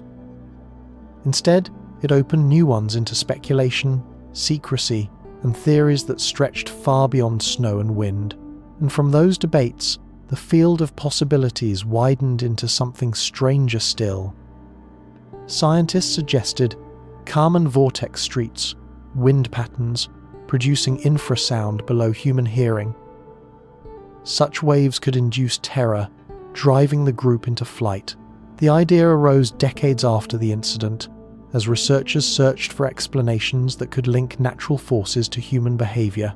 Infra-sound, frequencies too low for the ear to detect, has long been studied for its unusual effects on the body. Prolonged exposure can cause dizziness, nausea, disorientation, and, in some cases, overwhelming feelings of dread. Pilots, soldiers, and even civilians living near industrial machinery have reported strange sensations when exposed to it. Could such a phenomenon have swept across the Dyatlov group on that fatal night? On Kholat Syakhl, strong winds funnel through valleys and over ridges, creating shifting air currents. Under the right conditions, these currents could form repeating vortices, rotating patterns of wind known as Kármán vortex streets. As they pass through natural obstacles like the mountain slope, they might generate infrasound waves. Though silent, these vibrations could have pressed on the hikers' bodies, triggering panic at a primal level. Supporters of the theory argue that it explains the sudden decision to flee the tent. If the hikers were overcome by an unshakable sense of dread, they may have believed their only chance of survival was to escape the tent immediately. Cutting their way out could have been an act of desperation, their rational thought overridden by invisible pressure. The footprints found outside the tent seemed to support part of this. They were not chaotic but deliberate, as if the hikers were compelled to leave rather than chased. Infra-sound-induced panic might create such behavior. Calm on the surface, but internally driven by fear so intense it feels like survival itself depends on flight. Yet the theory leaves as many questions as it answers. Infrasound might explain why the hikers fled the tent, but not why they failed to return once the sensation passed. Nor does it account for the severe internal injuries, the missing tissue, or the radiation traces discovered on clothing. Fear alone cannot break ribs, like a car crash, nor fracture skulls without external wounds. Skeptics point out that infrasound has never been shown to cause mass panic of this scale. People exposed to it often feel uneasy or anxious, but rarely do they abandon shelter and walk barefoot into freezing storms. The Dyatlov group were experienced mountaineers. Would they really have given up their only protection without even putting on coats or boots? Still, the theory has persisted, in part because it offers a natural explanation that does not rely on secrecy, weapons, or the supernatural. It ties the tragedy to the mountain itself, its winds, its slopes, its invisible forces. To some, this seems fitting. The hikers died not because of conspiracy, but because of nature's strange and little understood powers. Yet even as infrasound provides one piece of the puzzle, it cannot complete the picture. Other anomalies remain, and other theories press forward to fill the silence. And among those, some venture further into the unknown speculations of encounters and phenomena that science has yet to name. Hypothermia sometimes drives victims to shed clothing, convinced they are burning hot. But would it make 9 experienced hikers all act at once? Doctors and rescuers familiar with cold weather deaths recognize paradoxical undressing as a real phenomenon. As the body's temperature plummets, blood vessels near the skin may suddenly dilate, creating a false sensation of heat. Victims often report feeling as though they are burning, even while their core temperature is fatally low. In confusion and desperation, they remove layers, accelerating their decline. Many cases of hypothermia in wilderness settings end this way. Victims found half-dressed in conditions where warmth should have been the priority. Applied to the Dyatlov Pass, the theory suggests that some of the hikers removed their own clothing as the cold overwhelmed them. The lack of boots, coats and gloves could be explained by this grim physiological trick. Even the odd distribution of clothing among the group, some found with extra garments taken from others, might align with a chaotic effort to share or scavenge as hypothermia advanced. Yet the pattern in Dyatlov's case raised doubts. The hikers did not all collapse in one place, stripped by confusion. Their bodies were scattered across terrain, some near the cedar fire, others crawling back toward the tent, and 4 hidden deeper in the ravine.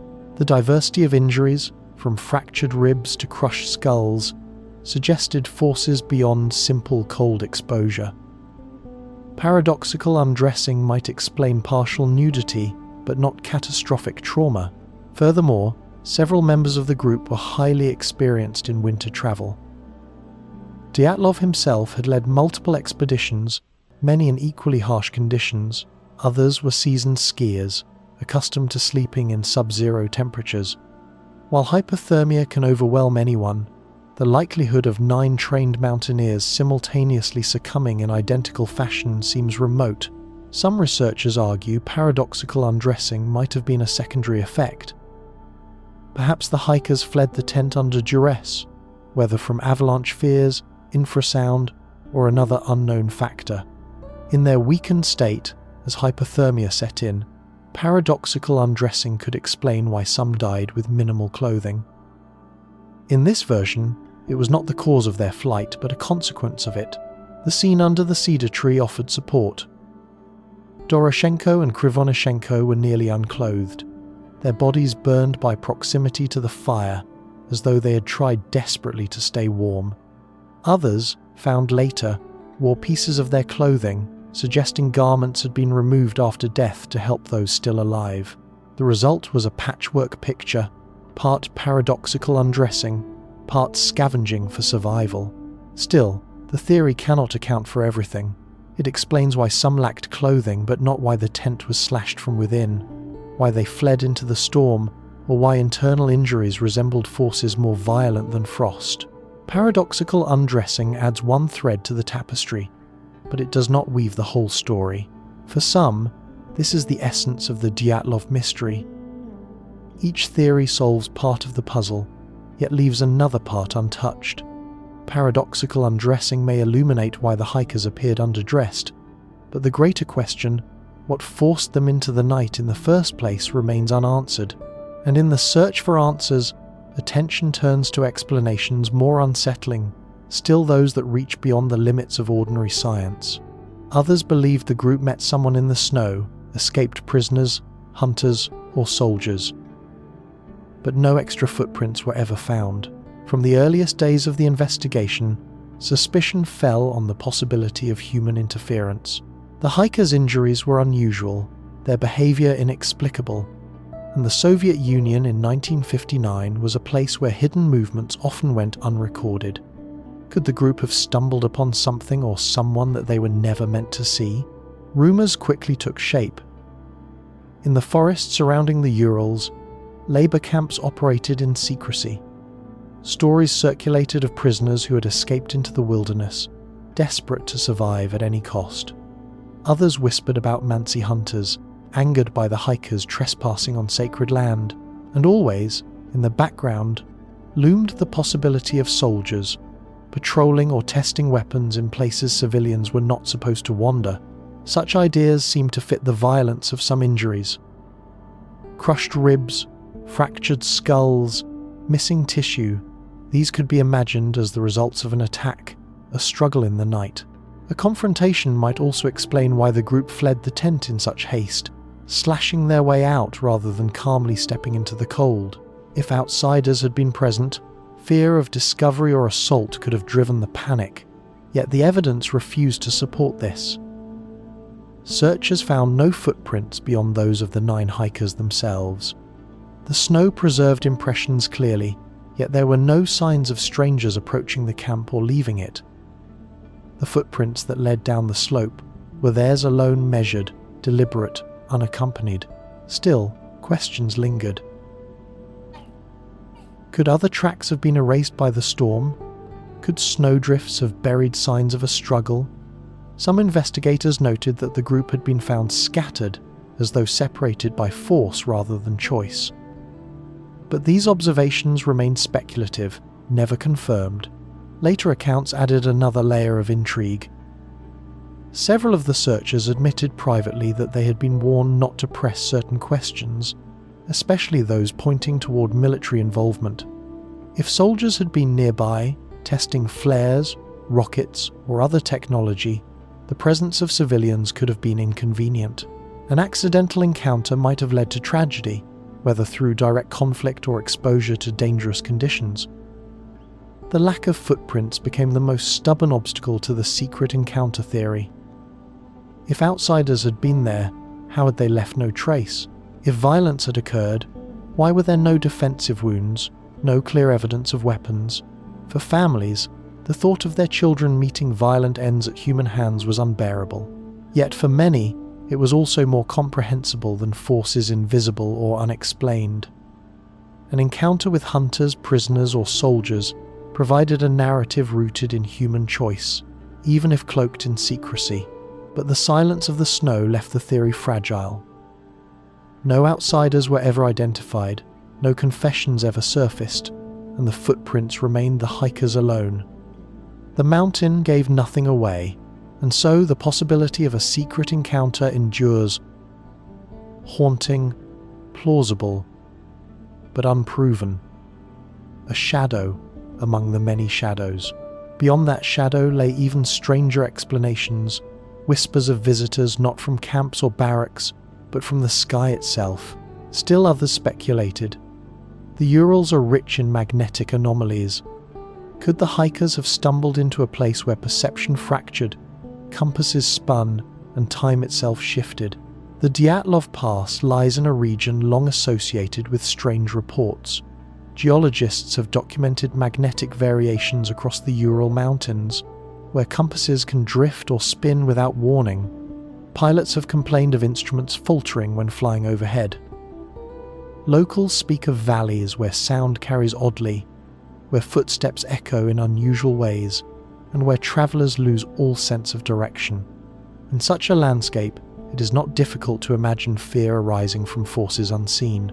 Some researchers suggested the hikers may have encountered such a disturbance on their final night.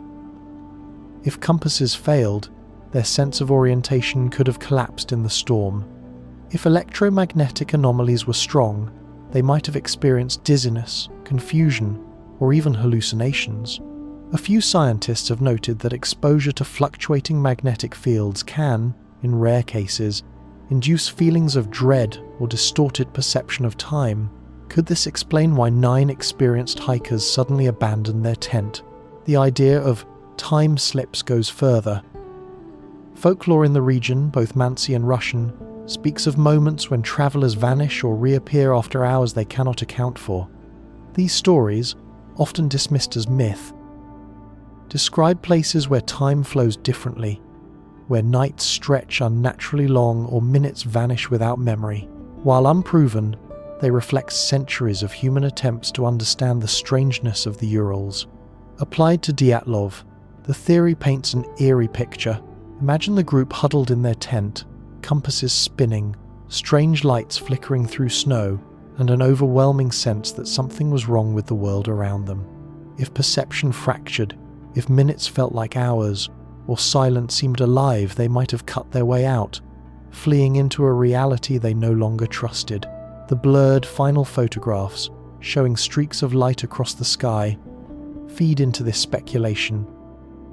Were they capturing meteors, military flares, or were they documenting something stranger, a distortion their eyes could not fully interpret?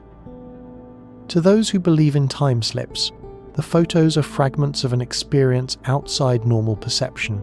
Critics counter that no scientific evidence confirms time distortion in the Urals. Theories of time slips belong more to folklore and mystery than physics.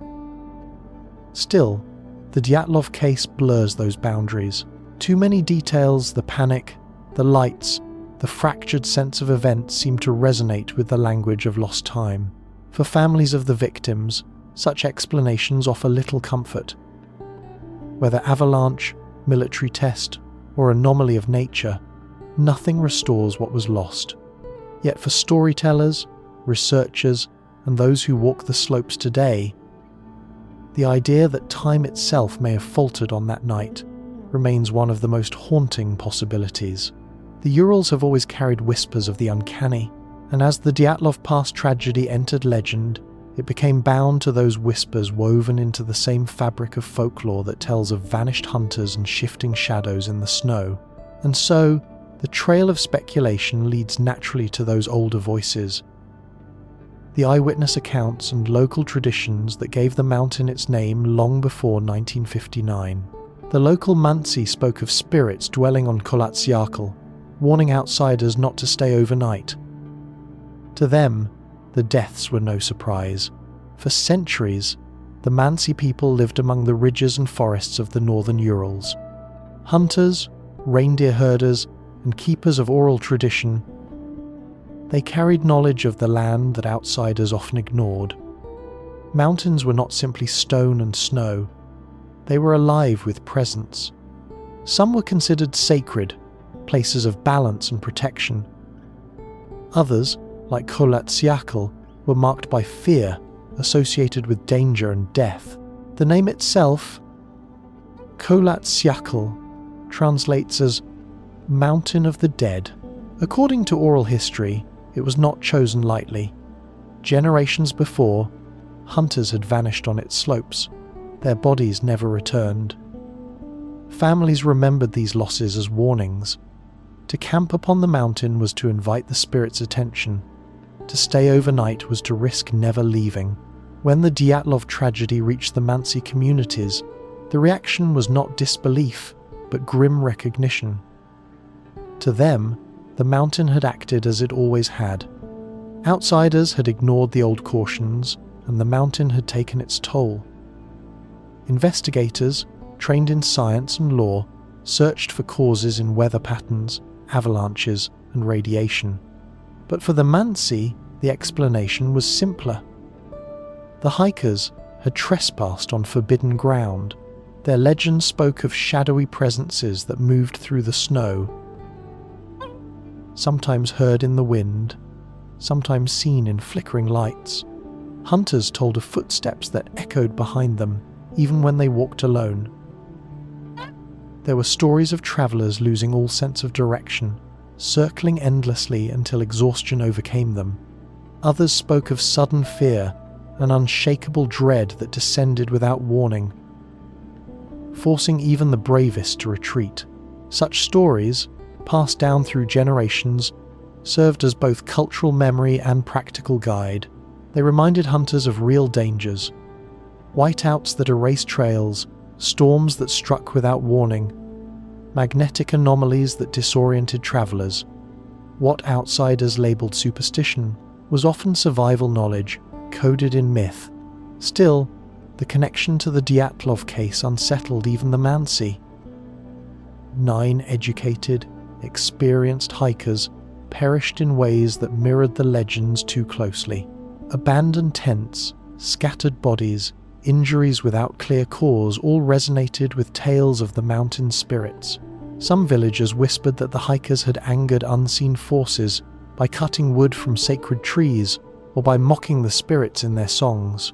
For Soviet officials, these explanations were dismissed as folklore. Yet they noted them in reports, perhaps aware of their symbolic power. In a case where rational answers faltered, the weight of tradition carried its own kind of authority. The Mansi had always said the mountain was not a place to sleep, and in 1959, that warning seemed fulfilled. Even today, visitors to the pass hear echoes of those stories. Some speak of unease on the slopes, of silence that feels too deep, of winds that carry whispers through the snow. Whether interpreted as superstition, psychological suggestion, or something more, the Mansi legends remain entwined with the tragedy.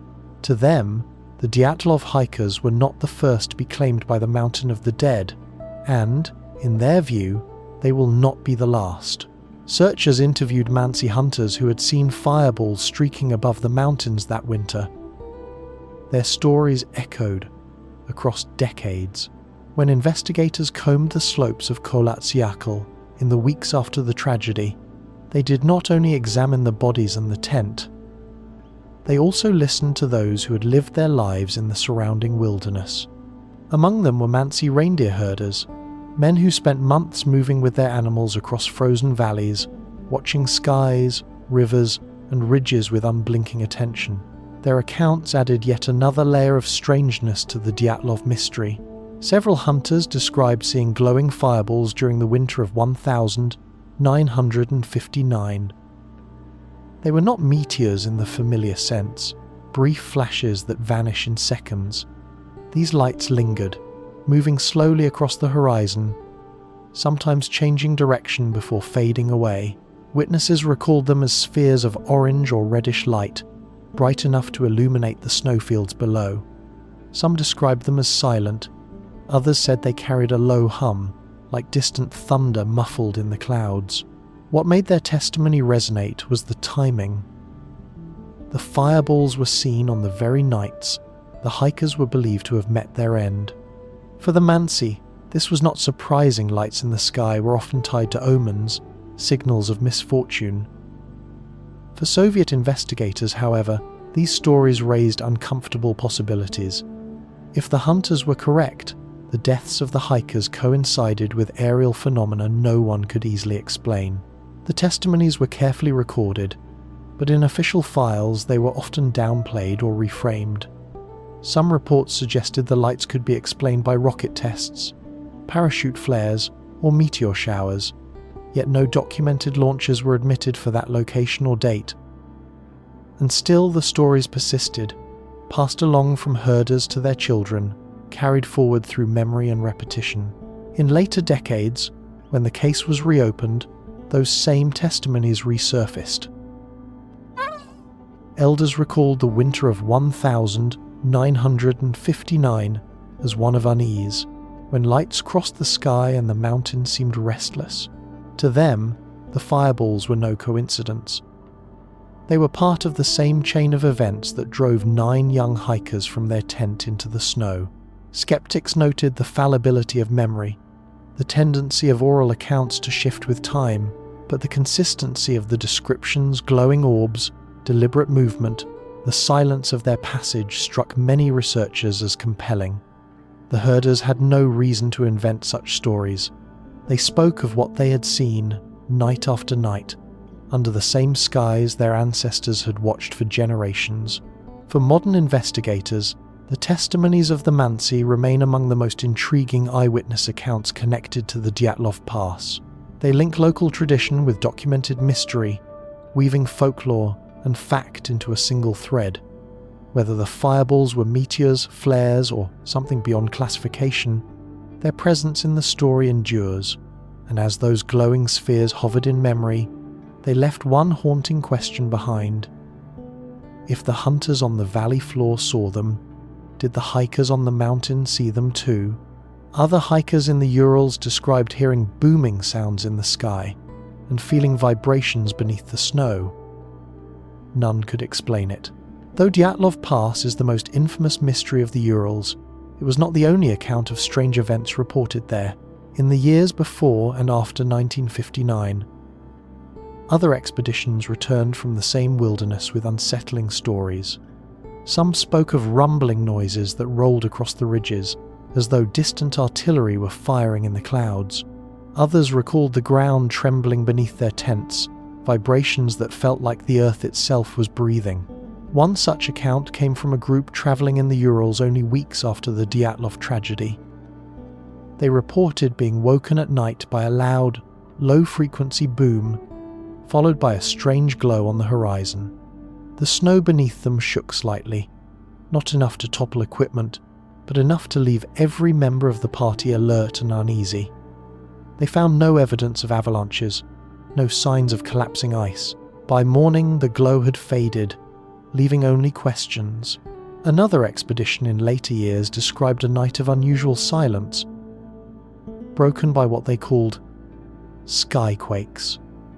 The sounds, deep and resonant, seemed to move overhead, sometimes splitting into echoes.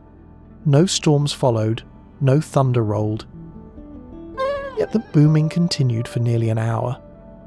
These hikers returned unharmed, but they carried stories of dread they could not explain. Skeptics pointed to natural causes. The Urals are known for strong winds, capable of generating phenomena like acoustic echoes or snowdrifts shifting with sudden weight. Others suggested small seismic events, tremors deep below the mountains that might account for the vibrations and sounds. The timing, the intensity, and the accompanying sense of unease made the experiences unforgettable. When these accounts were later compared with Dyatlov, researchers saw unsettling parallels. Strange sounds in the night, lights in the sky, snow shifting without clear cause, feelings of dread among seasoned hikers. None of these alone would be remarkable. But together, they formed a pattern that could not be ignored. Could the Dyatlov hikers have encountered a similar phenomenon but under harsher conditions, with fatal consequences? If booming sounds shook their tent, if vibrations beneath the snow suggested danger, their panic might have been amplified. Without knowing the source, fear itself could have driven them to escape into the storm. Unlike the survivors of other expeditions, they may simply have been less fortunate, caught at the wrong place, at the wrong moment, when conditions aligned against them. The testimonies of these survivors of a similar fate never reach the level of official recognition, but they endure in the margins of the story. They suggest that what happened on Paradoxical was not an isolated event, but part of a broader pattern of strangeness in the Urals. And if others heard the same booms, felt the same vibrations, and saw the same lights, then the Dyatlov hikers may not have been alone in facing the mountain's secrets. What remains, even now, is the most haunting truth of all. 9 lives ended, and yet no theory, natural or extraordinary, has fully closed the case.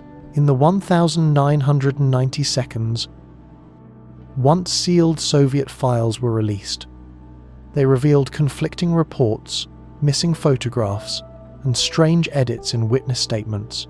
For decades, the Dyatlov Pass tragedy lived only in rumour, in fragmented news stories, and in whispers passed between those who dared to ask questions.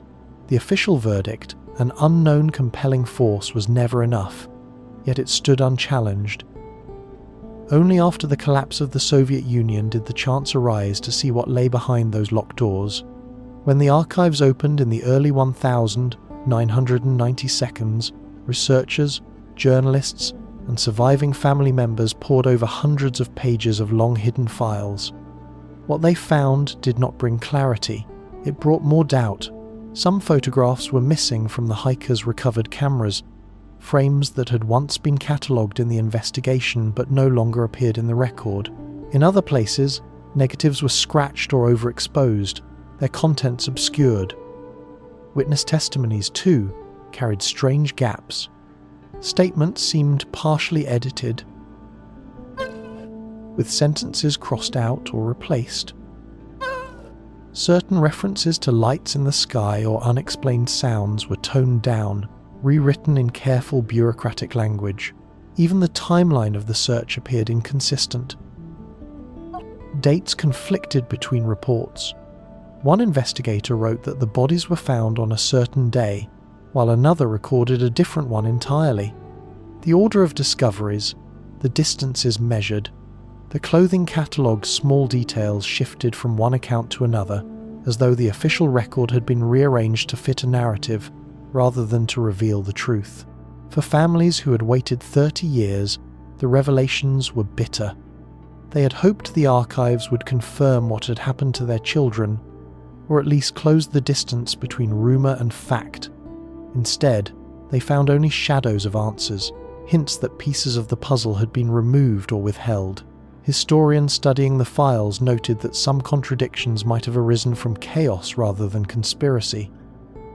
The search was rushed, the terrain brutal, the investigators themselves under pressure. Mistakes were inevitable. But the pattern of edits and omissions felt deliberate. Why reduce a hunter's testimony about glowing orbs to a vague line about unusual weather phenomena? Why erase notes about military activity nearby? Why misplace photographs that had once been cited as evidence? The release of the files reignited public fascination. Books, documentaries, and conferences followed, each combing through the records line by line. Yet the more closely they were studied, the clearer one truth became. The Dyatlov Pass case was not only a tragedy of 9 hikers, but also a tragedy of silence. Answers may have existed once, but they had been scattered, redacted, or lost to time. In the end, the archives gave back less than they took.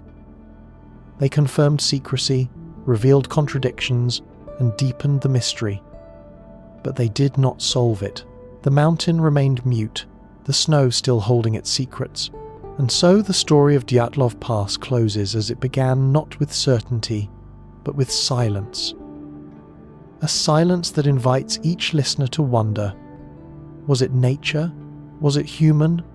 Or was it something we still cannot name? Half a century later, Russian prosecutors reopened the case. Their conclusion: a rare slab avalanche. Yet even this explanation left more questions than answers. In 2019, the Russian Prosecutor General's office announced it would revisit the Dyatlov Pass incident. The decision came after decades of speculation, hundreds of theories, and countless demands from families and researchers who felt the original investigation had failed them. For the first time in years, there was hope that modern science might resolve what had lingered as one of the great unsolved mysteries of the 20th century. Teams retraced the hikers' path, conducted field surveys, and applied new forensic techniques. Using satellite imagery and snow modelling, they studied how wind, snowpack density, and terrain could combine to create a sudden, localised avalanche. The researchers proposed that a slab of snow had broken free above the hiker's tent. Though small compared to catastrophic avalanches, it would have been powerful enough to collapse part of the tent and injure those inside. In panic, they argued, the group slashed their way out, fled into the night, and succumbed to cold before they could recover. The conclusion offered a neat, rational solution, one that aligned with known science and did not require speculation about UFOs, weapons, or supernatural forces. For some, it was the most convincing explanation yet. The crushing injuries on certain bodies could be matched to the weight of compacted snow pressing down. The hurried escape from the tent, leaving boots and coats behind, fit the narrative of sudden fear and disorientation. But for many, the avalanche theory still fell short. Survivors of the search party had noted no debris field, no obvious signs of an avalanche when they arrived. The slope where the tent was pitched was shallow, less steep than areas where avalanches are usually triggered. Even the tent itself, when found, was still partially upright, an odd detail if tons of snow had pressed down on it. Critics also pointed out the anomalies that no avalanche could explain. The scattered nature of the bodies, some surviving long enough to build fires and cut branches, did not align neatly with the idea of a single catastrophic event. The re-examination, though rigorous, closed as swiftly as it opened. In July 2020, prosecutors reaffirmed their conclusion. The Dyatlov hikers died in a slab avalanche, a tragic but natural disaster. Officially, the case was considered settled once again. Yet, instead of ending the debate, the announcement reignited it. To some, the avalanche theory was a long-awaited scientific resolution. To others, it felt like another act of simplification, an attempt to quiet a mystery that refuses to rest. And so, even with the tools of modern science, Dyatlov Pass remained what it had always been, a place where answers slipped away as easily as footprints in the snow.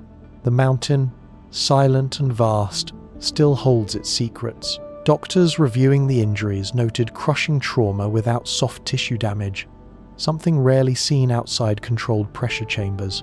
The autopsy reports remain among the most unsettling documents connected to the Dyatlov Pass tragedy. Forensic doctors expected frostbite, hypothermia, and perhaps broken bones from falls in the snow. What they found instead was trauma more complex and less easily explained. Several of the hikers bore internal injuries that seemed to defy logic. Fractured ribs, shattered skulls, and chest cavities collapsed inward. Yet the external skin showed little bruising, no lacerations, and none of the surface wounds usually seen in violent accidents. One victim's ribs were crushed so severely that examiners compared the force to that of a car crash. Another's skull fracture suggested an impact far greater than a fall onto snow or rock. Yet the skin around these injuries remained almost untouched. To medical professionals, the combination was deeply unusual. Such patterns were typically seen only in controlled laboratory conditions, such as pressure chambers, or in high-energy accidents involving sudden distributed force. Adding to the strangeness were smaller details. Tiny hemorrhages were found in the eyes of some victims, often linked to sudden pressure changes. In one case, internal organs showed signs of severe trauma without a matching external cause. The absence of clear weapon marks or defensive wounds made it difficult to argue for an attack, but equally, the lack of avalanche debris complicated claims of natural collapse. Doctors debated whether snow itself could cause such trauma. A dense slab pressing down on a torso might indeed crush ribs without tearing skin, but the angle, slope, and partial survival of the tent did not fully support this. Others suggested falls into the ravine, where the last 4 hikers were found, could have produced some injuries, though the level of force still appeared excessive for the circumstances. Then there was the matter of missing soft tissue. One hiker's tongue was absent, cut away either before or after death. Traces of blood in the stomach suggested it might have been removed while she was still alive, though frost and scavenging animals complicated the conclusion. Even decades later, forensic specialists reviewing the case found themselves unable to reach certainty. The medical puzzles extended beyond trauma. Traces of radiation were discovered on clothing, though the levels were inconsistent, too high to dismiss, too low to confirm a singular source. Whether environmental, occupational, or linked to something the hikers encountered that night, the radiation remained another piece without a clear fit. In 2015, when forensic scientists revisited the case with modern tools, they acknowledged the difficulties. Some injuries might be explained by hypothermia, others by a partial avalanche or fall, but the combination of all factors, crushing trauma, missing tissue, radiation traces, and scattered positions, remained irregular, if not unique. To this day, the medical records are both the strongest anchor for natural theories and the most persuasive fuel for speculation.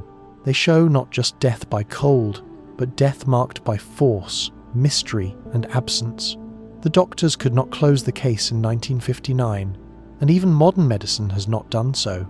And as the files were re-examined, one truth became clear: what science could not settle, culture would transform into legend. The Dyatlov case became legend. Books, films, and endless theories spread across the world, each promising an answer, none satisfied. What began as a sealed Soviet file in 1959 eventually escaped the confines of bureaucracy to become one of the most famous mysteries of the modern era. In Russia, it was whispered about in dormitories and kitchen conversations, passed along as a story too strange to ignore. When the archives began to open in the 1,990 seconds, the legend expanded beyond the Urals, carried by journalists, historians, and novelists eager to interpret the fragments. Soon, the Dyatlov Pass incident belonged not just to investigators, but to the imagination of the world. Books appeared first, drawing on incomplete records and survivor testimonies. Some framed the story as a cautionary tale about nature's power. Others leaned toward darker possibilities, secret weapons, conspiracies, or even encounters beyond human understanding. Each book added a new layer, cementing the case as an unresolved riddle that readers could interpret in their own way. Then came films and documentaries. Directors retraced the hikers' steps, staged reenactments in snowbound forests, and sifted through photographs frame by frame. Some productions stayed close to the facts, others blurred the line between fact and fiction, dramatizing the hikers' final hours with speculative twists. No matter how carefully crafted, none could deliver a definitive answer, but all kept the mystery alive. In popular culture, Dyatlov became a symbol. Musicians referenced it in lyrics. Video games used it as inspiration for eerie landscapes, and television shows wove it into plots that needed a touch of the unexplained. The hikers themselves, once students known only to family and friends, were transformed into archetypes: brave explorers, victims of secrecy, or witnesses to forces unseen. Online, the case reached another generation. Forums, podcasts, and YouTube channels dissected every scrap of evidence, from the blurred final photographs to the angle of the tent's placement. Digital spaces allowed theories to multiply at unprecedented speed. Some leaned on scientific explanations: avalanches, infra-sound, hypothermia. Others stretched into the paranormal time slips, UFOs, or portals. The lack of resolution ensured that every theory could find an audience. Yet beneath the speculation, the cultural legacy of Dyatlov Pass carried something deeper. It was not only a story about mystery, but about the human need to seek meaning in uncertainty. 9 young lives ended in a place both beautiful and hostile, and the absence of a clear cause opened a void. Into that void rushed folklore, science, conspiracy, and imagination. The families of the hikers often expressed mixed feelings. On one hand, global attention ensured their loved ones were not forgotten. On the other, the transformation of the tragedy into legend sometimes blurred the humanity of the victims. For them, the Dyatlov Pass was not just a riddle, it was personal loss.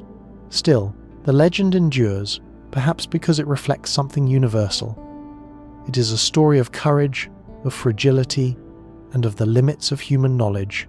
It reminds us that not every question can be answered, and that sometimes mystery itself becomes the legacy.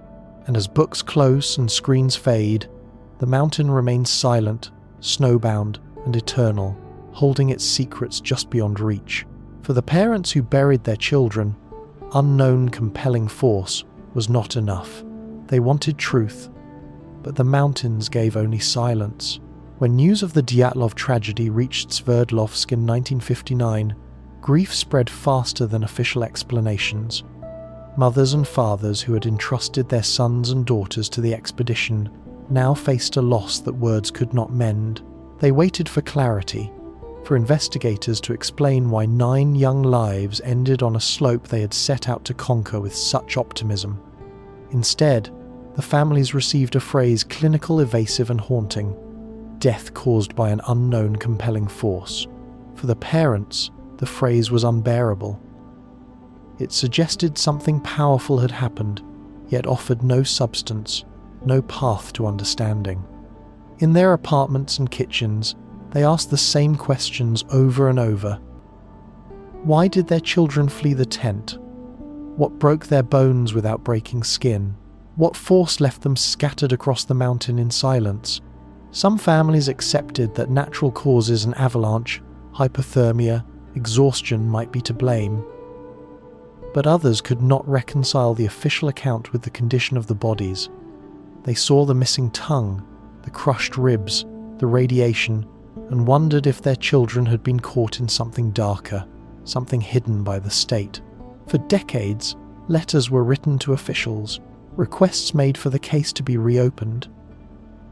Parents and siblings sat through memorials, where photographs of the hikers were displayed like frozen moments of youth.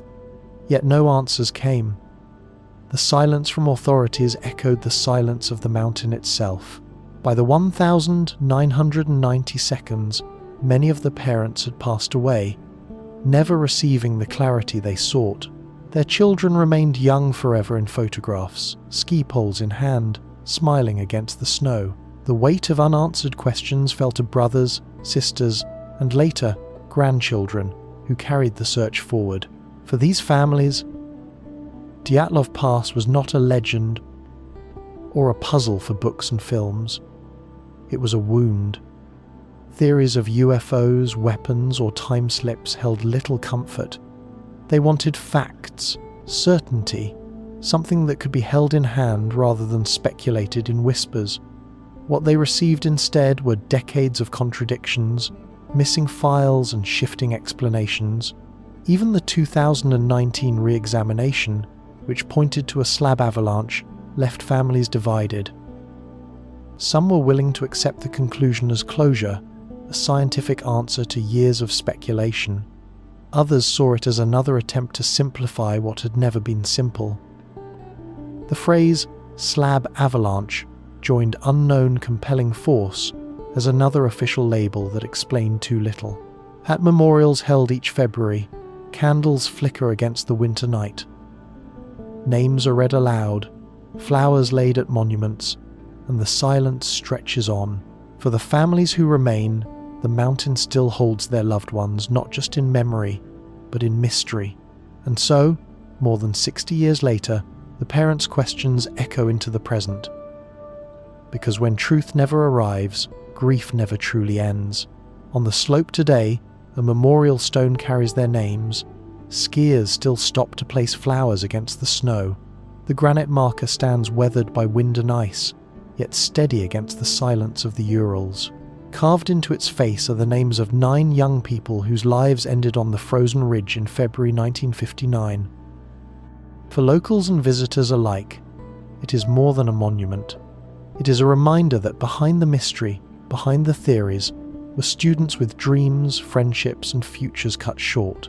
Each year, on the anniversary of their disappearance, small groups make the pilgrimage to Dyatlov Pass. They ski or hike across the same valleys the group once crossed, pausing to leave flowers, photographs, or candles at the stone. Some come as families of the victims, continuing the long vigil of remembrance. Others are strangers, drawn not by answers but by respect, acknowledging that the story has become larger than the mystery alone. The hikers' names: Igor Dyatlov, Zinaida Kolmogorova, Yuri Doroshenko, Lyudmila Dubinina, Rustem Slobodin. The sole survivor, who turned back before the climb, are read aloud each year. Their names echo across the snow, held in the cold air like prayers. For those who remember them, the hikers were not characters in a legend. They were young men and women full of energy. Diaries recovered from the expedition show humour, optimism, and the confidence of youth. They wrote of frozen bread, of friendly teasing, of songs sung by firelight. These fragments of life have outlasted the silence of their deaths, allowing glimpses of who they were beyond the tragedy. The memorial has become both a site of mourning and a symbol of resilience. Despite decades of speculation of avalanches, radiation, or lights in the sky, the stone restores focus to the people themselves. It resists the pull of conspiracy by grounding memory in human loss. Flowers placed against its base melt slowly into the snow, carrying warmth where the cold once claimed lives. In nearby cities, museums and schools hold exhibits dedicated to the hikers. Photographs, notebooks, and skis are displayed, not as relics of mystery, but as tokens of lives interrupted. For many Russians, Dyatlov Pass is no longer only an unsolved case. It is a chapter in national memory, an enduring reminder of how fragile even the strongest expedition can be. And yet, the mystery remains. Visitors stand at the stone, gazing across the empty slopes, and wonder what truly happened on that night. The wind carries no answers. The snow gives nothing back. The silence that has endured since 1959 continues still, vast and unbroken. The hikers are remembered not because their story was solved, but because it was not. Their names endure in stone, in books, in whispered conversations, and in the imagination of all who hear the tale. The mountain keeps its secrets, but the flowers at the memorial remind us of something else, that memory, unlike answers, can never be buried. The Urals are not alone. Across the world, mountains hold mysteries, missing climbers, strange lights, voices in the snow. From the Himalayas to the Andes, peaks rise like monuments to both beauty and danger. They inspire awe, but they also claim lives, often without explanation. In Tibet, monks speak of valleys where sound carries too far, where voices echo even when no one calls. In South America, climbers have reported lights flickering on ridgelines with no source, as if stars had descended to the ground. In the Alps, entire expeditions have vanished into storms that seem too brief to erase them. Mountains have always occupied a liminal space between earth and sky. For ancient cultures, they were bridges to the divine, places where gods dwelled or spirits tested the living. Modern climbers approach them with science and gear, yet even now, stories persist of forces that resist explanation. Sudden weather changes, disorienting sounds, and rare atmospheric events can transform a familiar trail into a place of dread. At Mount Everest, survivors have spoken of hearing footsteps pacing outside their tents, only to find no one there. In the Andes, the Quechua tell of Apu mountain spirits who protect their slopes but punish those who disrespect them. In Alaska's Denali Range, pilots and mountaineers alike report seeing unexplained glows in the sky, shifting as if alive. These echoes from around the world resonate with Dyatlov Pass. They remind us that the Urals are part of a larger pattern, where mountain tragedies often carry more questions than answers. Climbers vanish, their bodies never found. Trails appear one day and disappear the next. Survivors return with memories they cannot explain, booms in the sky, shadows in the storm, or voices urging them forward. Science offers possibilities. Avalanches, rare weather, magnetic anomalies, and psychological stress can all play their part. Yet when nature's explanations fall short, folklore rises to fill the silence. The Dyatlov hikers may have met their fate on one such night, when natural forces aligned in ways too complex to untangle, or perhaps, as legends suggest across cultures, they crossed into the realm of something beyond understanding. What unites these stories is the absence of closure, the sense that mountains swallow not only lives but truths. Travelers who pause at memorials on these peaks know this well. They see flowers left in the snow, notes tucked into stones, names carved into plaques. Each tells of people who ventured upward, seeking challenge, beauty, or peace, and never returned. The Urals are not alone. Mountains across the world hold their own Dyatlovs, unsolved, unspoken, and unforgettable. And in that shared silence lies the thread that connects them. Cold itself is a killer. At -30, skin freezes in minutes. The power of extreme cold is relentless, its danger less dramatic than a storm or avalanche, but every bit as lethal. At temperatures of 30 degrees Celsius, the body begins losing heat faster than it can produce it. Exposed skin turns pale, then white, as frostbite takes hold in minutes. The body shivers to generate warmth, but as core temperature drops, that defense weakens. Muscles stiffen, judgment clouds, and even simple tasks become impossible. In the end, hypothermia does not roar, it whispers, lulling victims into exhaustion and quiet surrender. For the Dyatlov hikers, this was not unfamiliar ground. They were trained for the winter cold, hardened by long expeditions through forests and ridges where snow piled waist-deep. Their diaries mention frozen bread, stiff boots, even jokes about the cold. They believed they could endure, and yet on that final night, the cold became not background, but executioner. When they slashed their tent open and stepped outside with only socks or bare feet, they were choosing exposure over whatever terror they believed waited inside. Medical examinations later confirmed hypothermia in several bodies.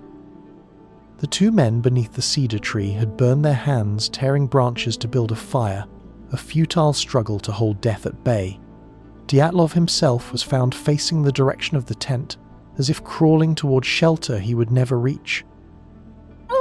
Others appeared, huddled together, evidence that they had tried to share warmth in the storm, but cold alone cannot explain everything. Some victims survived long enough to strip clothing from the dead and wear it themselves, showing they fought to endure. Others, however, bore injuries that did not belong to frost. Ribs crushed inward, skulls fractured, organs damaged in ways more like the aftermath of a collision than exposure. Hypothermia may explain why they collapsed in the snow, but not why some of them were broken from within. One of the strangest behaviors linked to freezing deaths is paradoxical undressing. As hypothermia advances, victims sometimes feel intense heat, tearing off coats and boots even in sub-zero temperatures. Some of the Dyatlov group were found half-clothed, fueling this theory. Yet paradoxical undressing rarely occurs in every member of a group. It explains only part of the strange tableau. Why would others be wearing multiple layers, scavenged from companions, if all had been overwhelmed by the same sensation? The timing also raises questions. Hypothermia is gradual, a slope that takes hours to descend. Why did 9 experienced hikers, who knew the signs, flee so suddenly without their gear? Why not retrieve boots or coats before escaping the tent? Something must have driven them out in panic, leaving the cold to do the rest. Scientists have speculated. Perhaps infrasound vibrations induced dread, or a snowslide threatened to bury them. But neither explanation accounts for why they never returned, even when the danger might have passed. The weather that night added its own cruelty. Reports suggest winds strong enough to bend trees, driving snow that erased tracks within minutes. Wind chill could have dragged temperatures to 40 degrees Celsius or lower. In such conditions, bare skin freezes in less than 2 minutes. Without coats, without boots, death was not a matter of days, but of hours. The footprints leading downhill mark a final attempt to reach the forest, where branches might shield them. Some made it as far as the cedar, where a small fire burned, but even that flame, fragile in the storm, could not outlast the cold. And yet, in the Dyatlov mystery, cold is both answer and question. It explains the stillness of bodies in the snow, the final desperate fire, the huddled forms, but it does not explain the violence hidden beneath the frost, nor the strange details etched into the case. Cold was the executioner, but perhaps not the only one. At Dyatlov Pass, the temperature that night could freeze breath into ice and turn laughter into silence. But what else moved across that slope? What presence made them step barefoot into the storm remains unknown. Psychologists say panic spreads like fire. But how do 9 trained hikers all flee at once, into certain death? Fear, like cold, is an elemental force. It begins with a spark, an unexpected sound, a flash of light, the whisper of danger at the edge of perception. In groups, it can grow faster than reason. One person reacts, another mirrors, and soon the chain becomes unbreakable. Studies of disaster behavior show that panic is rarely chaotic. It is contagious, spreading in patterns that override individual judgment. In aircraft emergencies, passengers sometimes rush aisles, even when safer options exist. The instinct is not always logical, but deeply human. Follow movement, escape together.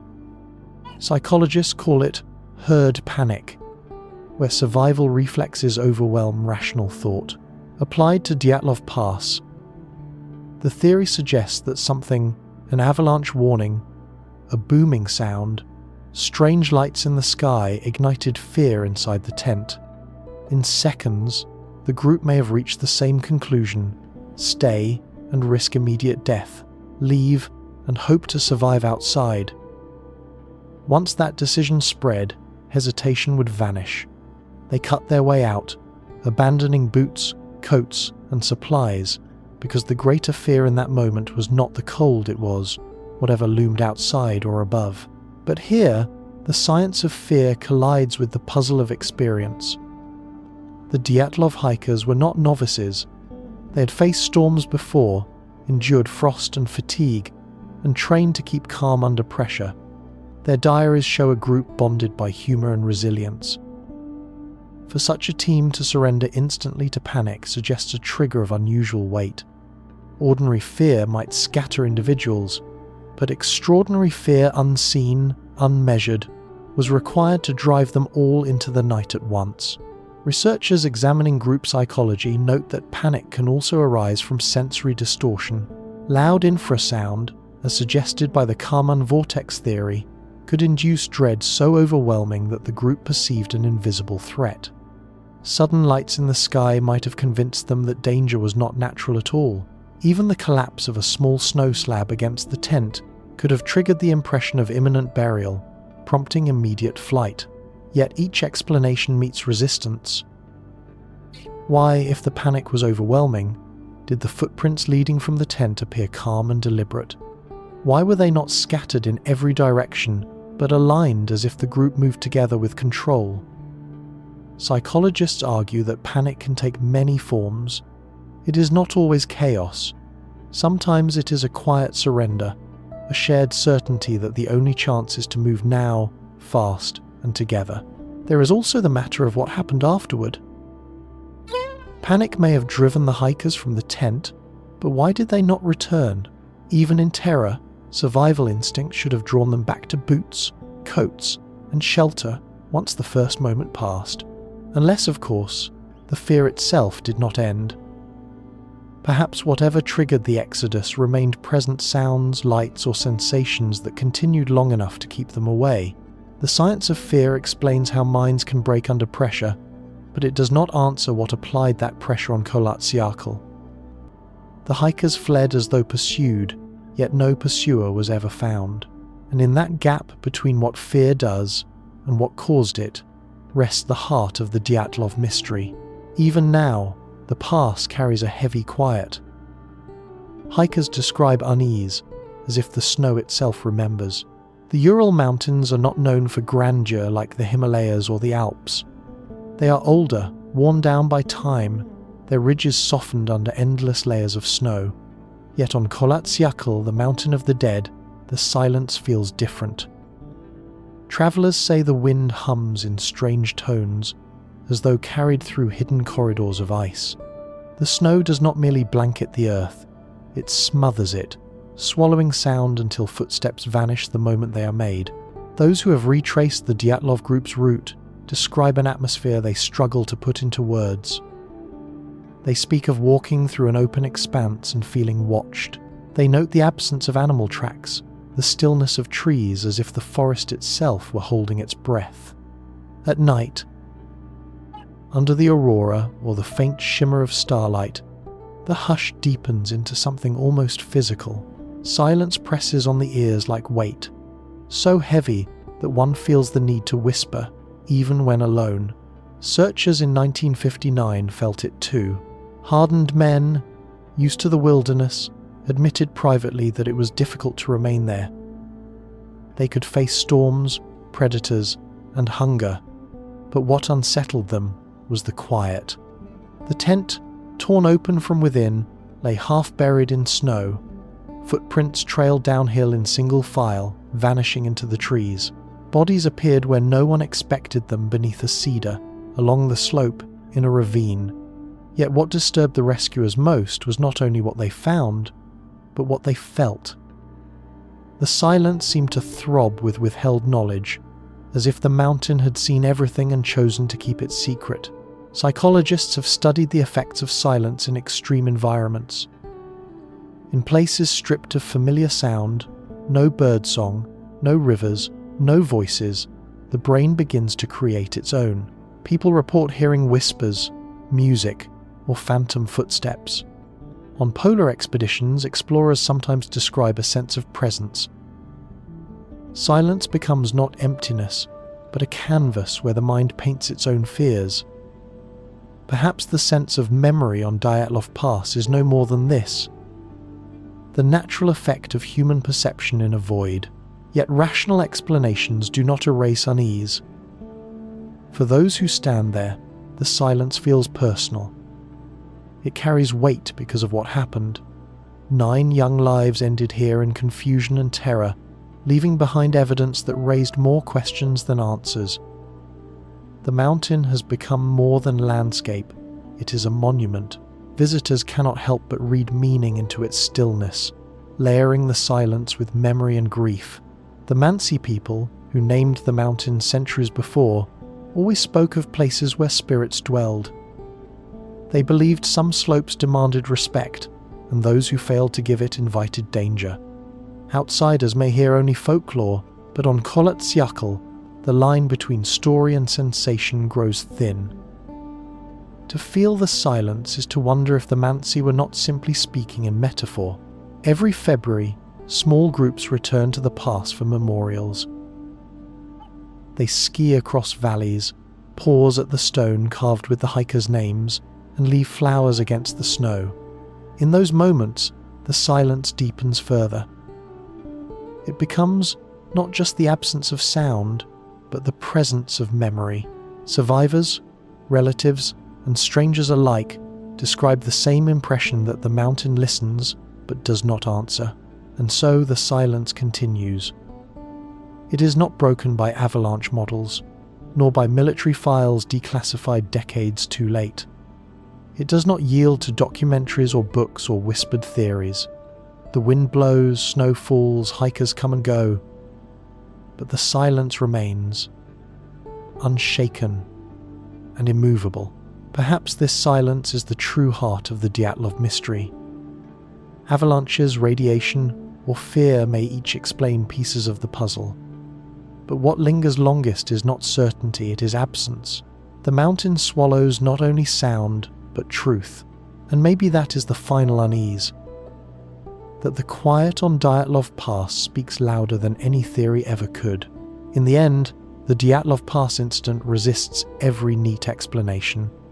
Avalanche, radiation, human error, or something stranger, the truth remains buried under snow, frozen like the footprints that led away from the tent into darkness. More than 60 years have passed since the hikers last night, and still the world circles back to those frozen slopes. Each attempt at explanation pulls at a thread, but none have managed to weave a fabric that holds together. Official records close the case with a phrase that has become infamous: death caused by an unknown compelling force. To some, it sounded like science conceding defeat. To others, it was a deliberate effort to hide something too dangerous to reveal. The avalanche theory has long been the favoured solution of officials. A small slab release, triggered by heavy winds, could have partially buried the tent, forcing the hikers to flee in panic. The crushing injuries might be explained by the weight of compacted snow, yet this theory falters when measured against details. The slope where they camped was not steep enough, and rescuers found no sign of avalanche debris. The tent, though damaged, still stood. Even decades later, computer simulations could only suggest that an extremely rare chain of events might have produced such an outcome. Then there is the radiation. Forensic tests showed elevated levels on some clothing, far above normal background amounts. One explanation is that several hikers, particularly Semyon Zolotaryov and Alexander Kolovatov, had previous ties to nuclear industries or military service. Their garments might have carried contamination before the expedition began. Yet if so, why was it never disclosed openly? And why were investigators so quick to downplay its significance? For many, the word radiation only deepened suspicion that something secret, perhaps a weapons test, played a role. Other theories stretch further. Witnesses in nearby villages reported glowing orbs drifting through the sky the very night of the tragedy. Some said the lights moved deliberately, not like meteors but like something controlled. The hikers' final photographs, blurred and overexposed, seemed to capture streaks of light against the snow. To believers, this was evidence of technology or forces not yet understood. To skeptics, it was simply the result of frost, shivering hands, or damaged film. The idea of military involvement has never disappeared. The Urals were home to missile tests and secret facilities in the late 1950 seconds. Some suggest the hikers stumbled into restricted zones or witnessed something they were never meant to see. Others propose parachute mines or weapons tests that created shockwaves strong enough to cause the blunt trauma found on the bodies.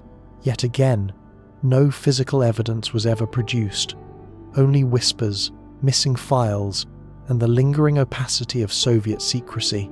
Beyond science and politics lies the human element. Could fear itself, the sudden onset of terror, have driven the group to abandon reason? Theories of infra-sound, created by unique wind patterns on the slope, suggest that powerful low-frequency vibrations might induce dread, disorientation, and even hallucination. In such a state, even trained hikers might slash open their tent and flee without boots or coats. But this too explains only part of the puzzle. Fear can drive people to flight, but it cannot crush ribs, fracture skulls, or remove a tongue. This is why the case endures. Every theory shines a light on one corner, but darkness lingers over the rest. The hikers were young, skilled, and determined. They wrote with humour in their diaries, smiled for their cameras, and faced the cold with courage. And yet, in one night, they met an end so violent and strange that even decades of research cannot fully account for it. The unknown compelling force may never be named. It may have been a convergence of natural elements so rare that they leave no trace. It may have been a human hand, concealed by secrecy, or it may have been something stranger, something outside the frameworks we understand. To stand on Dyatlov Pass today is to feel that uncertainty. The snow drifts, the wind bends the trees, and the silence presses in. Visitors say it feels as if the mountain itself remembers and refuses to speak. The footprints, the torn tent, the scattered bodies, all remain as fragments of a story without an ending. Perhaps that is why the Dyatlov mystery continues to hold us. If it were solved, it would fade into history. Another tragedy, explained and closed. But because it resists resolution, it remains alive, passed from file to folklore, from families to investigators, from one generation of storytellers to the next. And so we return, again and again, to those last footsteps in the snow. We search for clarity, but find only silence. The unknown compelling force remains unknown still, and maybe that is the final truth, that some mysteries are not meant to be solved, but carried.